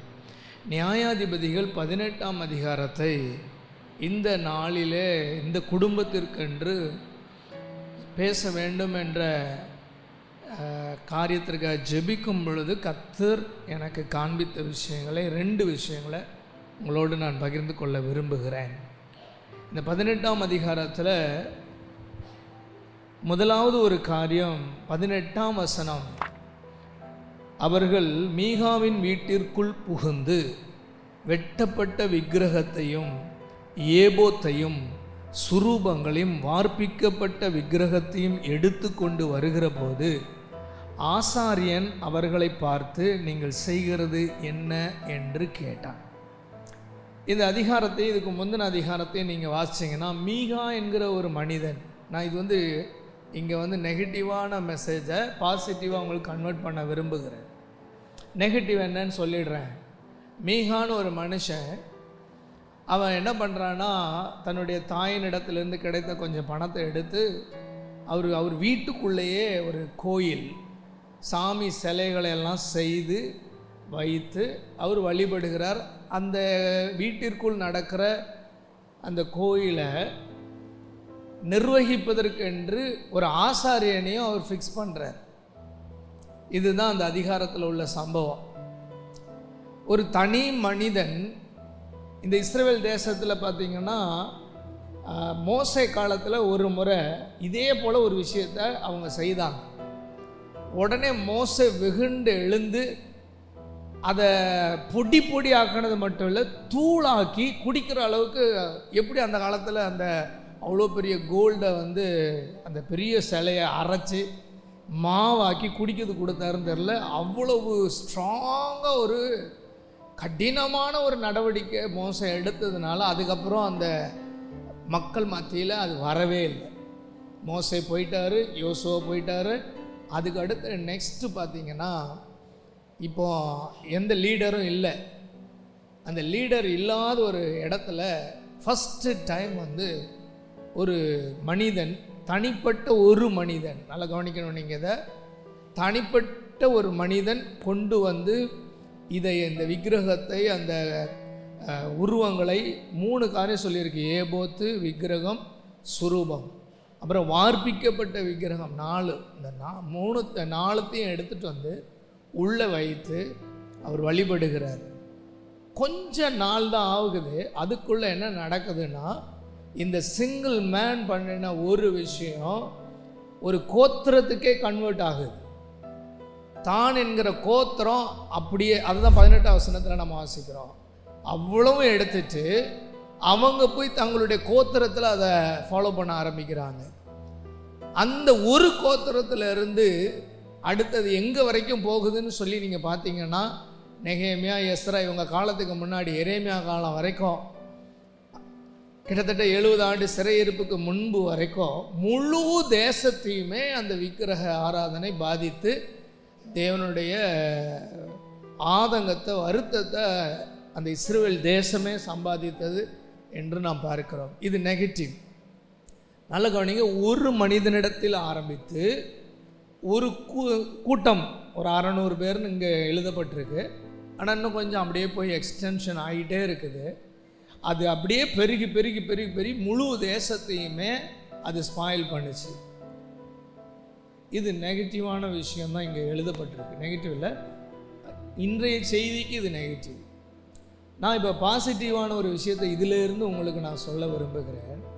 ஆனந்த பிரகாசம் ஐயா தனி ஒரு மனிதராய் கர்த்தராகிய இயேசு கிறிஸ்துவை ஏற்றுக்கொண்டு ஒரு பக்தி உள்ள ஒரு மனிதராய் தன்னை அர்ப்பணித்தார், ஒப்பு கொடுத்தார். அவர் ஒருவர் நீங்கள் எல்லாரும் அவரை அறிந்து கொள்வதற்கு முன்பு அவர் தேவனை அறிந்தவராய், அவர் ஒருவராய் இந்த கர்த்தரை வழிபடும் விஷயத்தை துவங்கினார். ஆண்டவரை ஆராதிக்கிற விஷயத்தை துவங்கினார். இந்த வானத்தையும் பூமியும் படைத்த சர்வ சிருஷ்டிகரை சேவிக்கும் முதல் வேலையை அவர்தான் உங்கள் குடும்பத்தில் செய்தார். அதற்காக நீங்கள் ஆண்டவரை துதிக்க வேண்டும். அந்த ஒரு மனிதர் செய்த அந்த ஒரு விஷயம் இங்கே எப்படி மீகா என்கிற ஒருவர் செய்தது எப்படி அது அடுத்த கட்டத்திற்கு பெரிய ஒரு கூட்டத்திற்கு கன்வெர்ட் ஆனதோ, அதுபோல இந்த ஒரு நபர் செய்த பக்தி உள்ள விசுவாசம் உள்ள முடிவு, ஒரு உறுதியான, அவர் எப்படிப்பட்ட ஒரு பேக்ரவுண்ட்லேருந்து வந்தாங்க அப்படின்னா ஓரளவுக்கு நான் கொஞ்சம் தெரிஞ்சு வச்சுக்கிட்டேன். அவங்க சொன்னது தான் எனக்கு. அப்போது ஆண்டவரை அறியாது இருந்த அந்த மனிதருடைய வாழ்க்கையில் சிறு பிராயத்தில் ஆண்டவரை அறிவிக்கிற ஒரு நிலைமை ஏற்பட்டு அது வழியாக ஆண்டவருக்கு தன்னை ஒப்பு கொடுத்தார். அந்த ஒருத்தர் மூலம் இன்னைக்கு ஒரு கூட்டம் உருவாகியிருக்கு. உண்மைதானா? ஒரு சபை எழும்பி இருக்கு. அங்கே ஒரு 200 பேர், 100 பேரோ, 200, 300, 500 அங்கே ஆண்டவரை அத்தனை பேரும் ஆராதிக்கிறாங்க. அவருடைய சந்ததி, அவருடைய சந்ததியின் சந்ததி. கடந்த தேங்க்ஸ் மீட்டிங் வச்சுருந்தப்போ என்னுடைய தம்பி மனைவி வந்தா. அவர் சொன்னா, வெளியில் நின்றுட்டு சொன்னா, எங்கள் குடும்பம் எப்படிப்பட்ட குடும்பம் தெரியுமா? எங்கள் வடபழனி அழகிரி நகர் கிழக்கு தெரு, அதான் எங்கள் ஃபேமிலி குடியேறி இருந்த இடம். அங்கே யாராவது தெருவில் இருக்கிறவங்க எங்கள் வீட்டுக்கு பிரச்சனை பண்ண வரவே மாட்டாங்க. ஏன்னா எங்கள் தாத்தா பாட்டி அவங்களுக்கு 8 பிள்ளைங்க, 8க்கு 8 ஜோடி இல்லையா? 8 8 16. அதில் ஒருத்தருக்கு 2 மனைவி, மொத்தம் 17. அது ஒரு 17, இது ஒரு 2 19. அவங்களுக்கு பிறந்தது 23. இந்த 8 ஜோடிக்கு பிறந்தது 23. 23ல் 21 பேர் கல்யாணம் ஆயிடுச்சு. இப்போ 2 பேருக்கு இன்னும் கல்யாணம் ஆகாமல் தான் இருக்கேன். தங்கச்சிங்க தான் அவங்க, அவ்வளோ குட்டிங்க அவங்கெல்லாம். 21 21 42 பேரம்பேத்தி. எத்தனை? 42 பேரம்பேத்தி. இந்த 42க்கும் பிறந்தது 42. இந்த 21 ஜோடிக்கு 2 2. எங்கள் வீட்டில் 2. நான் தான் முதல் பேரன், எங்கள் அப்பா தான் முதல் மகன். அப்படி 42 42 84 கணக்கு போட்டு பார்த்தீங்கன்னா 107 பேர் அந்த வீட்டுக்குள்ளேருந்து வெளில வருவோம். ஆனால் இப்போ நாங்கள் எல்லாம் அங்கங்கே வந்துட்டாலும் ஒரு 40 பேர் இருக்கிற காலத்தில் ஒரே காம்பவுண்டுக்குள்ளே. அப்போ சொல்லுவாங்க, அங்கே ஒரு தேன் கூடு மாதிரி ஒரு கல்லை தூக்கி போட்டிங்கன்னா மொத்தமும் இறங்கி வந்துடும் சண்டைக்கு. தெருவில் யாரும் எங்கள் வீட்டில் சண்டை போட மாட்டாங்க. ஒரு ஆளை வம்பு இழுத்துட்டீங்க, ஏதாவது பண்ணிட்டீங்கன்னா இந்த 40 போய் வாசலில் நிற்கும். அதனால் அந்த தெருவே பயப்படும். நல்லா யோசித்து பார்த்தேன் நான். அது என் தம்பி மனைவி வெளியில் நின்றுட்டு சொன்னேன், எங்கள் குடும்பம் எப்படிப்பட்ட குடும்பம் தெரியுமா? இன்றைக்கி அப்படித்தான். ஆனால் நாங்கள் சண்டை பிரச்சனைன்னா வீட்டில் இருக்கிற ஒரு 7-8 ஆண்கள் ஃபுல்லாக தண்ணி அடிப்பாங்க, போய் கலாட்டா பண்ணிட்டு வருவாங்க. இது ராங். ஆனால் இவருடைய வாழ்க்கை, அந்த ஒரு மனிதருடைய வாழ்க்கை ஒரு தெய்வ பயம் நிறைந்த, ஒரு ஒழுக்கம் நிறைந்த, அன்பு நிறைந்த, தாழ்மை நிறைந்த. ஒரு முறை எனக்கு ஞாபகம் இருக்குது, சர்ச்சுக்கு வெளியில் இப்போ நல்ல ரோடு போட்டிருக்காங்க. இப்போ அவங்க வந்த டைமில் ரப்பீஸ்லாம் கொட்டியிருக்கோம். எங்கெங்கேருந்து எடுத்துகிட்டு கொட்டினதில் கிரானைட் கல்லெல்லாம் உடஞ்ச கல்லெல்லாம் கடந்து. நாங்கள் ஏதோ பேசிகிட்டே இருக்கும்போது ஐயா இப்படி இறங்கிட்டாங்க. அப்போ கொஞ்சம் முடியாது தான், ஆனால் இறங்கும்போது பேலன்ஸ் தவறி அப்படியே குப்புற விழுந்துட்டாங்க. ஒரு கிரானைட்டு கல், இப்படி உடஞ்ச கல் கார்னரில் போய் அடிச்சுது. அவங்க ஃபுல் வெயிட், இது ஏற்கனவே வெயிட், அவங்க அந்த வெயிட்டோடு போய் அந்த கல்லில் போய் அடித்ததோடனே இந்த நெத்தியில் எல் மாதிரி, கரெக்டாக எல் மாதிரி கட் ஆகிடுச்சு. இந்த சதை இப்படி தொங்குது கீழே. ஆச்சி பார்த்துட்டு ஏசுவேன்ட்டாங்க. உடனே டக்குன்னு காரை எடுத்து கூட்டிகிட்டு போய்ட்டு ஒரு ஹாஸ்பிட்டலில் போயிட்டு, இவருக்கு வயசானவர், தலையில் அடிபட்டிருக்கு, இன்ஜெக்ஷன்லாம் போட முடியாது, அதனால் அவருக்கு தையல் போடணும், சதை தொங்குது. ஹாஸ்பிட்டல் உள்ள பார்த்தா அத்தனை பேரும் கண்ணை மூடிட்டு தலையில் கை வச்சுட்டாங்க. அப்படி இருக்கு அவருடைய தோற்றம். ரத்தம் வலியுது ஒரு பக்கம், சதை தொங்குது கீழே. அந்த டாக்டரு எடுத்து இன்ஜெக்ஷன்லே போடலை, மயக்க மருந்தே கொடுக்கல, அப்படியே எடுத்து அந்த ஸ்டிச் பண்ணுறாரு. இவர் பார்த்தீங்கன்னா அவரே பார்த்துட்ருக்காரு. நான் அந்த காட்சியை பார்த்துட்ருக்கேன். எப்படி இவ்வளோ பொறுமை இந்த வயசில் இருக்கும்? எனக்கு இன்னும் அந்த காட்சி மறக்கவே முடியல. டாக்டரே சொல்கிறார், சார் நீங்கள் கொஞ்சம் பயப்படுவீங்கன்னு நினைக்கிறேன், வேண்டாம், பார்த்தா நீங்கள் தள்ளி போய் உட்காருங்க. இல்லை சார், அவருக்கு வயசானவர், நான் ஹெல்ப் பண்ணோம். அதுக்கப்புறம் தான் ஃபேமிலியில் இருக்கிறவங்களாம் வந்தாங்க. அந்த அந்த எல் மாதிரி இருக்கிறதுல 8-9 ஸ்டிச்சிங் என்னமோ போட்டாங்க. அந்த ஸ்டிச் போடும்போது அவர் வலிக்குது, கத்துறது ஒன்றுமே கிடையாது. அமைதி. இந்த பொறுமெல்லாம் வேணும்னா சாதாரண நபராக இருக்க வாய்ப்பே கிடையாது. அவ்வளவு சகிப்புத்தன்மை, அவ்வளவு அந்த வயசான காலத்தில் துள்ளிடுவாங்க, துடிச்சிருவாங்க. அடிப்பட்டப்போ கூட அவர் அப்படியே எழும்பி நிற்கிற, ரத்தம் ஒழுகுது, அப்படியே ஷர்ட்டெல்லாம் ரத்தம், டக்குன்னு ஒரு துணியை எடுத்து வச்சு பிடிச்சிடும். அப்போ இப்படி ஒரு சிறந்த ஒரு மனிதர் கட்டாயமாய் ஒரு கூட்டத்தை அதுக்கு தன்னுடைய காரியத்தை கன்வெர்ட் பண்ணிட்டு தான் ஆண்டவர்கிட்ட அவர் போயிருக்கிறார். ஆமென் சொல்லுவோமா? கர்த்தருக்கு ஸ்தோத்திரம். இந்த ஒரு மனிதர் ஒரு கூட்டத்தை பாதித்து, அந்த ஒரு கூட்டம் ஒரு பெரிய இடத்திற்கு அடுத்த விஷயத்திற்கு நகரணும். இதுதான் தேவனுடைய திட்டம். அவ்வளோதான். ஒரு ஆளோட முடியல. மீகா என்கிற ஒருவன் எப்படி ஒரு கோத்திரத்தை பாதித்து, ஒரு கோத்திரம் எப்படி முழு தேசத்தையும் பாதித்ததோ, அதுபோல இந்த ஒரு நபர் மூலம் ஒரு கூட்டம் ஆசீர்வதிக்கப்பட்டு, அந்த கூட்டம் ஒரு பெரிய அளவு ஆசீர்வாதத்தை உலகம் முழுவதுக்கும், தேசம் முழுவதுக்கும் கடத்தக்கூடிய ஒன்றாக மாறும். ஹல்லேலூயா. அப்படிப்பட்ட ஒரு ஆசீர்வாதம் அவர் மேலே இருக்கு. ஆமென் சொல்லுவோமா? அவர் மேலே இருக்கு. இதை நான் ஆழமாக நம்புகிறேன். நீங்கள் விசுவாசிக்கிறது உங்களுடைய விசுவாசம். ஆனால் ஏன் விசுவாசம்? 2வது காரியத்தை நான் சொல்கிறேன். 1ஆம் வசனம், 8ஆம் வசனம், 11ஆம் வசனம். அந்நாட்களில் இஸ்ரவேலிலே ராஜா இல்லை, அதாவது லீடரே கிடையாது. In those days there was no king in Israel.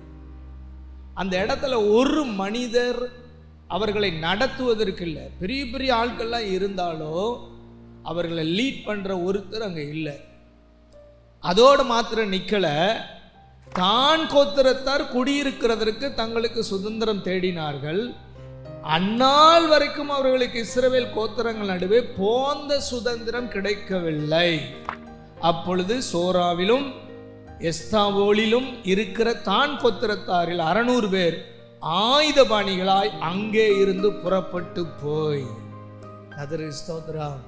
இதுக்கு இடையில 8ஆம் வசனத்துல ஒரு அழகான ஒரு வார்த்தை இருக்கு.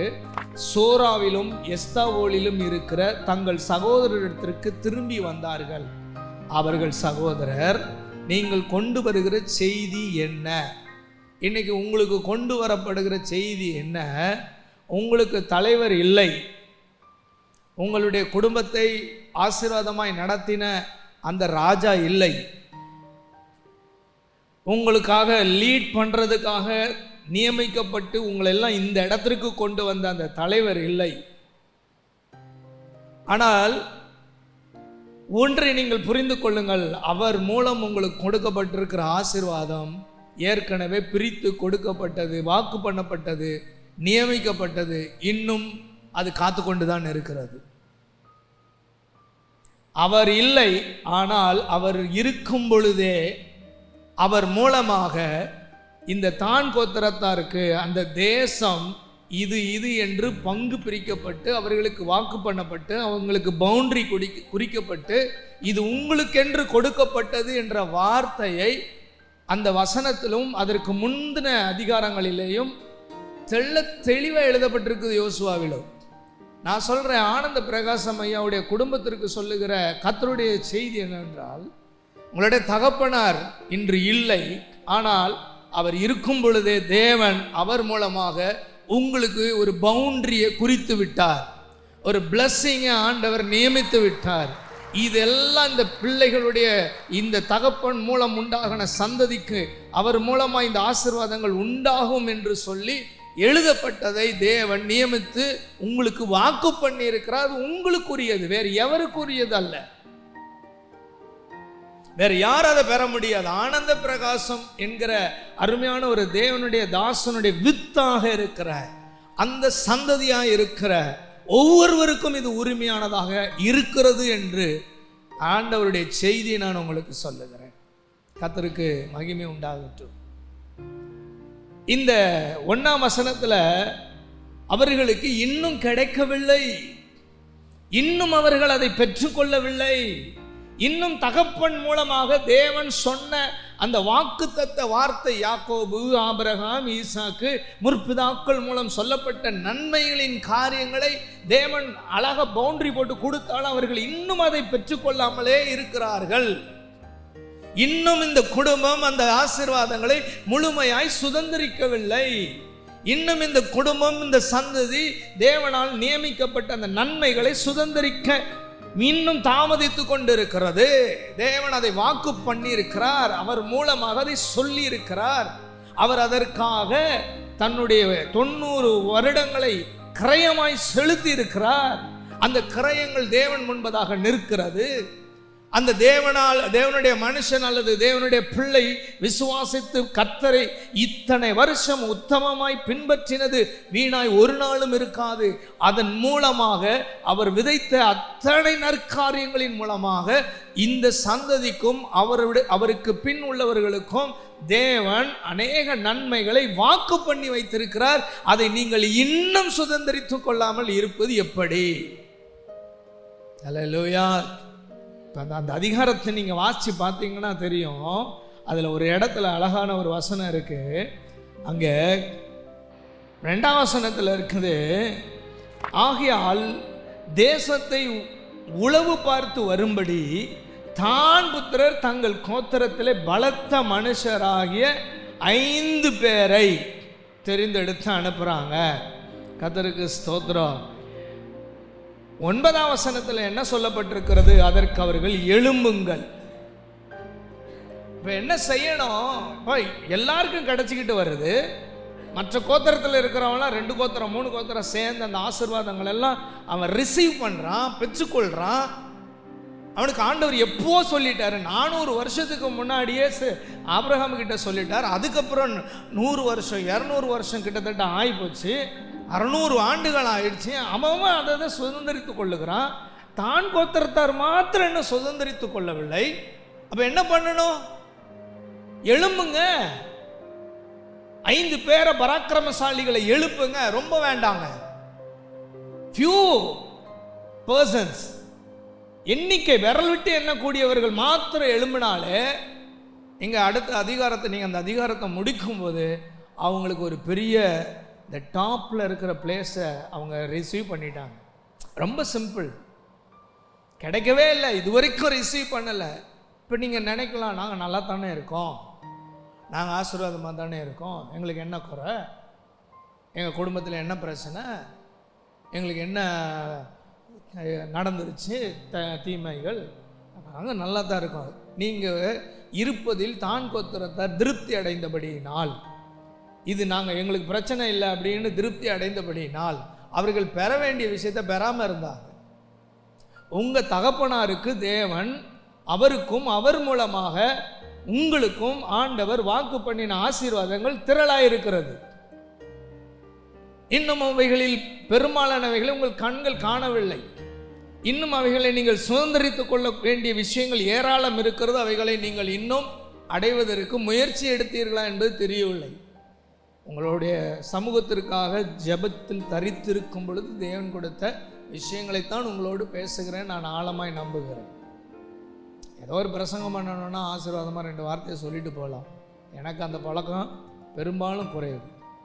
ஒரு குடும்பம் ஒரு விஷயத்துக்காக வருதுன்னா ஆண்டவர்கிட்ட போய் உட்காந்து ஜெபம் பண்ணி, ஆண்டவரே அந்த குடும்பத்துக்கு நான் என்ன சொல்லணும் அப்படின்னும்போது அவர் தூதுகளை கொடுக்கறது எனக்கு வழக்கம். அது நம்ம பாரப்படும்போது அதை செய்கிறார். இப்போ இந்த தான் கோத்திரத்தர் ஒன்றுமே செய்யலையப்பா, என்னப்பா பண்ணிகிட்ருக்கீங்க? இதற்கு ஒரு 2 அதிகாரத்துக்கு முன்னாடி தான் இதே சோரா எஸ்தாவெல்ல இருக்கிற ஒரு பராக்கிரமசாலி தேவன் எழுப்புறார். அவன் பேர் சிம்சோன். அவன் இதே தான் கோத்திரத்தை சேர்ந்தவன் தான். எப்பா உங்கள் வாழ்க்கையில் மீதி எல்லாரும் சுதந்திரித்துக்கிட்டே வர்றான், பெஸ்ட்டான பிளேஸ் எல்லாம், நீங்கள் இன்னும் சும்மா இருக்கீங்களே அப்படின்னு அதுலேயே ஒரு பராக்கிரமசாலியை தேவனே தெரிந்தெடுத்து உருவாக்கி நிறுத்துறார். அந்த பராக்கிரமசாலியை கூட, பவர்ஃபுல்லான அவனை கூட சத்துருக்கள் வீழ்த்துகிறதை பார்க்கிறோம். எமோரியர் என்று சொல்லப்படுகிறவர்கள் இவர்களை பெருக விடாமல், வளர விடாமல், ஆசீர்வாதம் பெற விடாமல் தடுத்து கொண்டே இருந்தார்கள். ஏதோ ஒன்று உங்கள் குடும்பத்தை மிக சிறந்த நன்மையை பெற்றுக்கொள்ள முடியாதபடி தடுத்து கொண்டே இருக்கிறது. அவர்கள் எழும்பினார்கள் பாருங்க. எழும்பின பொழுதுதான் அங்கே என்ன நடக்குது அப்படின்னு பார்த்தீங்கன்னா, யூதாவுக்கு பக்கத்தில் இருக்கிற கீரியாத் யாரீம் என்கிற இடத்திற்கு பின்பகுதியில் மக்னிதான், அந்த வசனத்தை நீங்க வாசிக்கணும், 12ஆம் வசனத்தை வாசிங்கன்னா, யூதாவில் உள்ள கீரியாத் யாரீமிலே பாளையம் இறங்கினார்கள், ஆதலால் அது இந்நாள் வரைக்கும் மக்னிதான். மக்னிதான், தான் என்று சொன்னால் அந்த கோத்திரம், மக்னி என்று சொன்னால் பாளையம். தானுடைய பாளையமாய் அதை சுதந்திரித்தார்கள். அவங்க பக்கத்தில் கொஞ்சம் தூரத்தில் தான் அந்த ஆசீர்வாதங்கள் எல்லாம் இருக்கு. ஆனால் ஏதோ ஒன்று அவர்களை இதுவரைக்கும் இந்த ஆசீர்வாதங்களை சுதந்திரிக்க விடாம தடுத்து கொண்டே இருந்தது. அவர்கள் கொஞ்சம் விழிப்படைஞ்சாங்க, அவ்வளவுதான். எங்க அப்பா இத்தனை வருஷம் ஆண்டவருக்காக உண்மையா வாழ்ந்தாரு, அதன் விளைவு என்ன? என் தகப்பனார் கர்த்தரை உத்தம இருதயத்தோட சேவித்தாரு, அதன் நன்மை என்ன? என்னுடைய முற்பிதாவாகிய ஆனந்த பிரகாசம் என்கிற என்னுடைய தகப்பன் தேவனை உத்தம இருதயத்தோடு நற்குணத்தோடு எத்தனையோ பேர் பாராட்டுகிறார்களே, அப்படி ஒரு தரால வாழ முடியுமா? அப்படி வாழ்ந்திருக்கிறாரு, அதன் மூலம் கிடைக்க வேண்டிய நன்மை என்ன என்று உட்கார்ந்து யோசித்தாலே உங்களுடைய கண்கள் திறக்கப்படும் என்று நான் நம்புகிறேன். எங்களுக்கு இருக்குது தேவையானதெல்லாம் போதும் இல்லை. ஆபிரகாமுடைய சந்ததிக்கு என்ன குறை? அப்பவே கிழக்கத்திய புத்திரர்ல பெரிய ஆளா, பெரிய கூட்டம். ஆனா தேவன் சொன்னது அது இல்லை, அந்த ஆசீர்வாதம் இல்லை. ஆபிரகாம் விசுவாசித்தான், ஈசாக்கு பயபக்தியாய் நடந்தான், யாக்கோபு கர்த்தரையே சேவித்தான். இவர்களின் சந்ததிக்கு வந்து சேர்ந்த ஆசீர்வாதம் இன்றைய வரைக்கும் கணக்கிட முடியாது. இன்றைக்கு வரைக்கும் அது நடந்து கொண்டே, பெருகி கொண்டே, கிடைத்து கொண்டே, அதிகரித்து கொண்டே இருக்கிறது. நீங்களும் நானும் இஸ்ரவேல் வம்சத்தை சேர்ந்த ஆசீர்வாத பாத்திரவான்களை இணைக்கப்பட்டு நம்மளும் இன்னும் உலகம் முழுவதும் போய்கிட்டே இருக்கு. நான் சொல்லுகிற இந்த வார்த்தையை நீங்கள் கவனித்தால், 2வது பாயிண்ட், உங்களுடைய ஆசீர்வாதங்கள் இன்னும் உங்களுக்கு கிடைக்கவில்லை, நீங்கள் எழும்புங்கள். மக்னிதான் என்கிற ஒரு இடத்திற்கு தேவன் உங்களை கொண்டு வர விரும்புகிறார். உங்களுடைய பாளையத்திற்குள் உங்களை கொண்டு வர உங்களுக்கென்று வைக்கப்பட்ட அந்த ஆசீர்வாதத்தின் எல்லைகளுக்குள் உங்களை நிறுத்த விரும்புகிறார். என்ன செய்யணும் பாஸ்டர்? ஒன்றும் செய்ய வேண்டாம். அந்த வசனம் அழகா இருக்கு. எழும்புவோம், சொல்லுங்க பார்க்கலாம். எழும்புவோம். 9ஆம் வசனத்தில் அதற்கு அவர்கள் எழும்புங்கள்.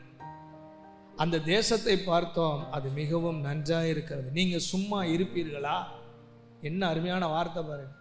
நீங்க சும்மா இருப்பீங்களா? ஹல்லேலூயா. அந்த வார்த்தையினுடைய முடிவு, அந்த தேசத்தை சுதந்திரித்துக் கொள்ளும்படி புறப்பட்டு போக அசதியா இராதே. ஜெபம் பண்ணலாமா? உங்களுக்கான வார்த்தை, உங்க சந்ததி, அந்த ஐயாவின் மூலம் ஆசீர்வதிக்கப்பட்ட குடும்பங்கள், அந்த ஐயாவினுடைய வித்தாக புறப்பட்டிருக்கிற அடுத்த ஜெனரேஷன்ஸ் அண்ட் நெக்ஸ்ட் ஜெனரேஷன்ஸ் எல்லாருக்கும் இந்த வார்த்தை ஆண்டவர் சொல்ல, உங்க தகப்பன் மூலம் ஏராளமான நன்மைகளை உங்களுக்காக நான் வைத்திருக்கிறேன். தியாகராஜன் ஐயா ஒரு முறை ஒரு பெரிய கிரிட்டிக்கல் சிச்சுவேஷன் போய் வெளியில் வந்தார் இல்லையா? அதற்கு பின்னணியில் இருப்பது அந்த தகப்பனின் ஆசீர்வாதம். நீங்கள் இது ஒன்றைத்தான் நீங்கள் பார்க்கிறீர்கள், ஆனால் பல மடங்கு ஏராளமானவைகளை தேவன் உங்களுக்கு வைத்திருக்கிறாரே. நீங்கள் எதுவரைக்கும் அசதியாக இருப்பீர்கள்? அசதியாக இராதேயுங்கள், எழும்பி அதை சுதந்திரித்துக் கொள்ளும்படி புறப்படுங்க. இங்கேருந்து நீங்கள் வெளியில் போகும்பொழுது ஒன்றை மட்டும் நீங்கள் மறக்காதீங்க. இது கர்த்தர் உங்களுக்கு கொடுக்குற வார்த்தை. ஆனந்த பிரகாசம் ஐயாவுடைய சந்ததியாக அவருடைய குடும்பத்தை சேர்ந்த எவருக்கும் இது உரிமையான வார்த்தை, அவர்களுக்காக சொல்லப்படுகிற வார்த்தை. இந்த வார்த்தையை நீங்கள் போகும் பொழுது சொல்லுங்க, நினைத்து கொள்ளுங்கள், என் தகப்பன் மூலம் தேவன் எங்களுக்கு ஏற்படுத்தி வைத்த ஆசீர்வாதங்கள் இன்னும் நான் சுதந்திரித்து கொள்ளவில்லை, அசதியாய் நான் இருக்கிறேனோ என்ற ஒரு கேள்வியோடு புறப்பட்டு போங்க. அந்த ஒரு மனிதர் மூலம் ஏராளமான நன்மைகள் உங்கள் குடும்பத்திற்கே இன்னும் காத்து கொண்டு இருக்கிறது. தேசத்திற்கும் பிரயோஜனமான ஏராளமான காரியங்கள் நடக்குமானால், ஒரு சபை எழும்புமானால், ஒரு தேவ கூட்டம் எழும்புமானால், அவர் மூலம் ஆசீர்வதிக்கப்பட்டவர்கள் பரவி இருப்பார்களானால், உங்கள் குடும்பம் எத்தனை ஆசீர்வாதமாய் அதை அதிகமாய் அனுபவிக்க முடியும். கர்த்தர் சொல்றார், அசதியாய் இராதேயுங்கள், சுதந்திரித்து கொள்ளுங்கள். உங்களுடைய தகப்பனின் ஆசீர்வாதம் அவருடைய கரத்திலிருந்து உங்களுக்கு கொடுக்கப்பட்டிருக்கிறதை சுதந்திரித்து கொள்ளுங்கள். ஜெபிப்போம். அந்த குடும்பத்திற்காக எல்லா ஊழியக்காரங்களும் முன்னாடி வந்து நின்று கர்த்தருடைய சமூகத்தில் அவர்களுக்காக நாம் பிரார்த்தனை பண்ணுவோம். முன்னாடி இந்த ஃபேமிலி எல்லாம் வாங்க. உங்களுக்காக ஊழியர்கள் அழைக்கப்பட்ட அபிஷேகிக்கப்பட்ட கர்த்தருடைய தாசர்கள் உங்களுக்காக நாங்கள் ஜெபிப்போம். பாஸ்டர்ஸ் எல்லாம் முன்னாடி வந்துடுங்க. மேடையில் மைக் கொஞ்சம் கொடுங்க. வாங்க பாஸ்டர், நீங்கள் தான் லீட் பண்ணணும் கொஞ்சம். ஓகே, ஊழியக்காரங்க வாங்க, ஃபேமிலியெலாம் முன்னாடி வாங்க. நாங்கள் உங்களுக்காக பாரப்பட்டு ஜெபிக்க போகிற இந்த ஜெபமானது இன்றைக்கு ஆண்டவர் ஏதோ ஒரு வார்த்தையை சொல்லிட்டு போக வரலை. இது தீர்க்க தரிசனமான வார்த்தை. 100% தேவன் உங்கள் குடும்பத்தை இந்த வார்த்தையின்படியே உங்களுக்கென்று வைத்திருக்கிற ஆசீர்வாதங்களை அனைத்தையும் உங்கள் சிரசின் மேல் வைத்திருக்கிறார். அதை சுதந்திரித்து கொள்ளுங்கள், அதை பெற்றுக்கொள்ளுங்கள். நீங்கள் சும்மா இருக்காதீங்க, அதை வீண் பண்ணிட வேண்டாம், அதை வேஸ்ட் பண்ணிட வேண்டாம். உங்கள் தகப்பன் மூலம் ஏராளமான உங்கள் கண்களுக்கு தெரியாத திரளான நன்மைகள் உங்களுக்காக சம்பாதித்து வைக்கப்பட்டிருக்கிறது. அவைகள் எல்லாம் இப்பொழுது உங்கள் மேல் வந்து பலிக்கும்படியாய், அதை சுதந்திரித்து கொள்ள கர்த்தர் நடத்தும்படியாய் தேவதாசர்கள் எல்லாரும் கரங்களை நீட்டி அவர்களுக்காக ஜெபிப்போம். சின்ன பிள்ளைங்க இருந்தால் கூட முன்னாடி வந்துடுங்க, குழந்தைங்க இருந்தால் கூட வாங்க ப்ளீஸ். அவங்க சந்ததியினர், அவங்க குடும்பத்தினர் எல்லாரும் ப்ளீஸ் ஜெபம் பண்ண. எல்லா கைகளை நீட்டி ஊழியக்காரங்க கர்த்தாவே உம்முடைய ஆசீர்வாத பெருகிற்று எல்லா ஊழியக்காரங்களும் சேர்ந்து நன்றி ஆண்டவரே, நன்றியோடு துதிக்கிறோம். இப்படிப்பட்டவனை குறித்து மேன்மை பாராட்ட வேண்டும் என்று பவுல் சொல்லுகிறார். ஆண்டவரே ஸ்தோத்திர, அருமையான ஐயாவுக்காக நன்றி செலுத்துகிறோம், நன்றியோடு துதிக்கிறோம். மேகம் போன்ற இத்தனை திரளான சாட்சிகள் நம்மை சூழ்ந்து கொண்டிருக்க ஆண்டவரே, அவரில் மகிமைப்பட்ட நீர் அவர் மூலமாய், குடும்பத்தின் மூலமாய், எங்கள் மூலமாய் நீர் மகிமைப்படுவதற்காக நன்றி, மகிமைப்படுவதற்காக ஸ்தோத்திரம். உம்முடைய கரத்தில் எங்களை தாழ்த்தி ஒப்புடு. அருமையான குடும்பத்தை தாழ்த்துறோம். 1000 தலைமுறைகளுக்கு இரக்கம் பாராட்டுகிற எங்கள் தேவனே உம்முடைய கரத்தில் ஒப்பு கொடுக்கிறோம். ஆண்டவரே ஸ்தோத்திரப்பா, நன்றி செலுத்துறோம். ஆசீர்வாதமாய் இருக்கும்படி நீ தெரிந்து கொண்ட அந்த பாத்திரத்துக்காய், நீ தெரிந்து கொண்ட இந்த குடும்பத்துக்காக நன்றி. உனக்குள்ள பூமியின் வம்சங்கள் ஆசீர்வதிக்கப்படும் என்று சொன்னீரே ஆண்டவரே ஸ்தோத்திரப்பா. அநேக ஜாதிகள், அநேக நபர்கள் ஆண்டவரே ஸ்தோத்திரப்பா. ஆண்டவர் இருளில் இருக்கிற ஜனங்கள் வெளிச்சத்துக்கு வரும்படிக்கு ஆண்டவரே இந்த குடும்பத்தை நீர் கருவியாய் பயன்படுத்துகிற விதங்களுக்காக ஸ்தோத்திரம், விதங்களுக்காக நன்றி. நன்றி ஆண்டவரே, நன்றியோடுமை துதிக்கிறோம், நன்றியோடுமை துதிக்கிறோம், ஸ்தோத்தரிக்கிறோம், நன்றி செலுத்துகிறோம். ஹல்லேலூயா, பிரைஸ்லா. மகிமையானவரே உம்முடைய கரத்துல ஒப்பு கொடுக்கிறோம். ஆண்டவரே ஆசீர்வாதமாய் இருப்பதை தாண்டி, ஆண்டவரே ஆசீர்வதிக்கப்படுவதை தாண்டி ஆசீர்வாதமாய் இருக்கும்படி நீ தெரிந்திருக்கிற அருமையான இந்த குடும்பத்திற்காக நன்றி. உயிரோடு இருக்கிறவருக்கும் மரித்தோருக்கும் தயவு செய்கிற கர்த்தர், உயிரோடு இருக்கிற இந்த பிள்ளைகளுக்கு, இந்த குடும்பத்துக்கு மரித்த அவர் மூலமாய் அவரோடு பண்ணின உடன்படிக்கை, அவரோடு ஜெபத்தில் இடைப்பட்ட விதங்கள் ஆண்டவரே, அதெல்லாம் தயவாய் வெளிப்படுகிற விதங்களுக்காக நன்றி, தயவாய் வெளிப்படுகிற விதங்களுக்காக நன்றி ஆண்டவரே ஸ்தோத்திரப்பா. பிள்ளையின் பிள்ளைகள் ஆண்டவரே அவருக்கு உண்டாகிற வாழ்க்கையை காணும்படி ஆண்டவரே எங்களுக்கு முன்பாக நீ வைத்திருக்கிற இந்த நிறைவுகளுக்காய் ஸ்தோத்திரம். நன்றியோடு துதிக்கிறோம், நன்றியோடுமே துதிக்கிறோம். ஹல்லேலூயா, பிரைஸ் எஸ். நன்றி ஆண்டவரே, நன்றி செலுத்துகிறோம். ஆண்டவரே இம்மட்டுமாய் ஆண்டவரே இந்த குடும்பத்தினுடைய நிறைவை பார்க்க மாத்திரமல்ல, இந்த குடும்பத்தினுடைய அந்த ஜீவனுள்ள நம்பிக்கை ஆண்டவரே ஸ்தோத்திரப்பா விருத்தி அடையவும் ஆண்டவரே மகிமைப்படும் நீர் கொடுக்கிற கிருபையின் தயவுக்காய் ஸ்தோத்திரம். உடைய கருத்தில் தொடர்ந்து எங்களை தாழ்த்தி உமக்கே நாங்கள் மகிமை செலுத்துகிறோம். ஆசீர்வதியும் ஆசீர்வாதமாய் மாற்றோம். ஆமென். Thank you, Pastor. ஜெபிப்போம். வானத்தையும் பூமியும் படைத்த நல்ல ஆண்டவரே, அருமையான ஆனந்த பிரகாசம் ஐயாவுடைய சந்ததியில் ஒரு குறிப்பிட்ட பகுதி இங்கே நிற்கிறார்கள். இன்னும் சிலர் வெகு தூர தேசத்தில் இருந்தாலும் இப்பொழுது அவர்களை நாங்கள் எங்கள் ஆவியில் இங்கே அவர்களை நிறுத்தி ஜெபிக்கிறோம். ஆண்டவரே, சகோதரர் தியாகராஜன் அவர்களுடைய சந்ததி, அவர்கள் குடும்பம், சகோதரர் ஜெரால் அவருடைய சந்ததி, அவர்கள் குடும்பம், சகோதரர் ஆனந்த் அவர்களுடைய சந்ததி குடும்பம் இங்கே நிற்கிறார்கள். இப்பொழுது அவர்களுக்கென்று ஆசீர்வாதங்களை சுதந்திரித்து கொள்ளவும், அவர்கள் தகப்பன் சம்பாதித்த அனைத்து நன்மைகளும் இப்பூமியிலே அவர்களுக்கென்று நியமிக்கப்பட்டவைகள் எல்லாம் இப்பொழுது இந்த சந்ததியின் குடும்பத்தினரின் மேல் வந்து இறங்குவதாக இயேசுவின் நாமத்தில் ஊழியர்களாகிய நாங்கள் எல்லாரும் சேர்ந்து ஆமென் என்று சொல்லி இந்த ஆசீர்வாதங்களை இவர்கள் மேல் வைக்கிறோம். அந்த ஆசீர்வாதங்களை இவர்கள் இனி சுதந்திரித்துக் கொள்வார்களாக. இவர்கள் வாழ்வில் அது திரளாய் வந்து பழிப்பதாக, இறங்குவதாக, நடப்பதாக. ஆண்டவரே, அதை எல்லாருடைய கண்களும் காணும்படி ஜெபிக்கிறோம். இப்பொழுது ஊழியர்கள் கரங்களை நாங்கள் நீட்டி உம்முடைய நாமத்தினால் ஆசீர்வதிக்கிறோம், ஆசீர்வதிக்கிறோம், ஆசீர்வதிக்கிறோம். எல்லாரும் நாங்கள் சேர்ந்து சொல்லுகிறோம், ஆசீர்வதிக்கிறோம், ஆசீர்வதிக்கிறோம், ஆசீர்வதிக்கிறோம். இயேசுவின் நாமத்தினால் ஆசீர்வதிக்கிறோம். அவருடைய முழு குடும்பத்திலும் இனி உம்முடைய நாமம் மகிமைப்படும்படி அற்புதங்கள் நடக்கட்டும். இயேசு மூலம் ஜெபிக்கிறோம் நல்ல பிதாவே. சேர்ந்து சொல்லுவேன், ஆத்துமாவே கர்த்தரை ஸ்தோத்திரி, முழு உள்ளமே பரிசுத்த நாமத்தை ஸ்தோத்திரி. ஆத்துமாவே கர்த்தரை ஸ்தோத்திரி, கர்த்தர் செய்த சகல உபகாரங்களையும் பரவாயில்ல. Thank you so much. Vote of thanks. இப்போ யார் அவங்க சொல்கிறாங்களோ அந்த வோட் ஆஃப் தேங்க்ஸ். தேங்க்யூ. வந்தவங்க எல்லாருக்கும் என்னுடைய நன்றியை தெரிவித்துக் கொள்கிறேன். உங்களுக்காக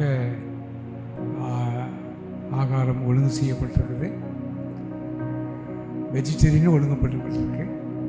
அதில் அது உங்களுக்கு பரிமாறப்படும். தொடர்ந்து எங்கள் குடும்பத்துக்காக ஜெபித்துக் கொள்ளுங்கள். வந்தவங்க எல்லாரையும் ஒரு விஷயம் கூட எங்கள் குடும்பத்தின் சார்பாக எங்களுடைய நன்றியும் தெரிவித்துக் கொள்கிறோம். கர்த்தர் நல்லவர். ஆமென்.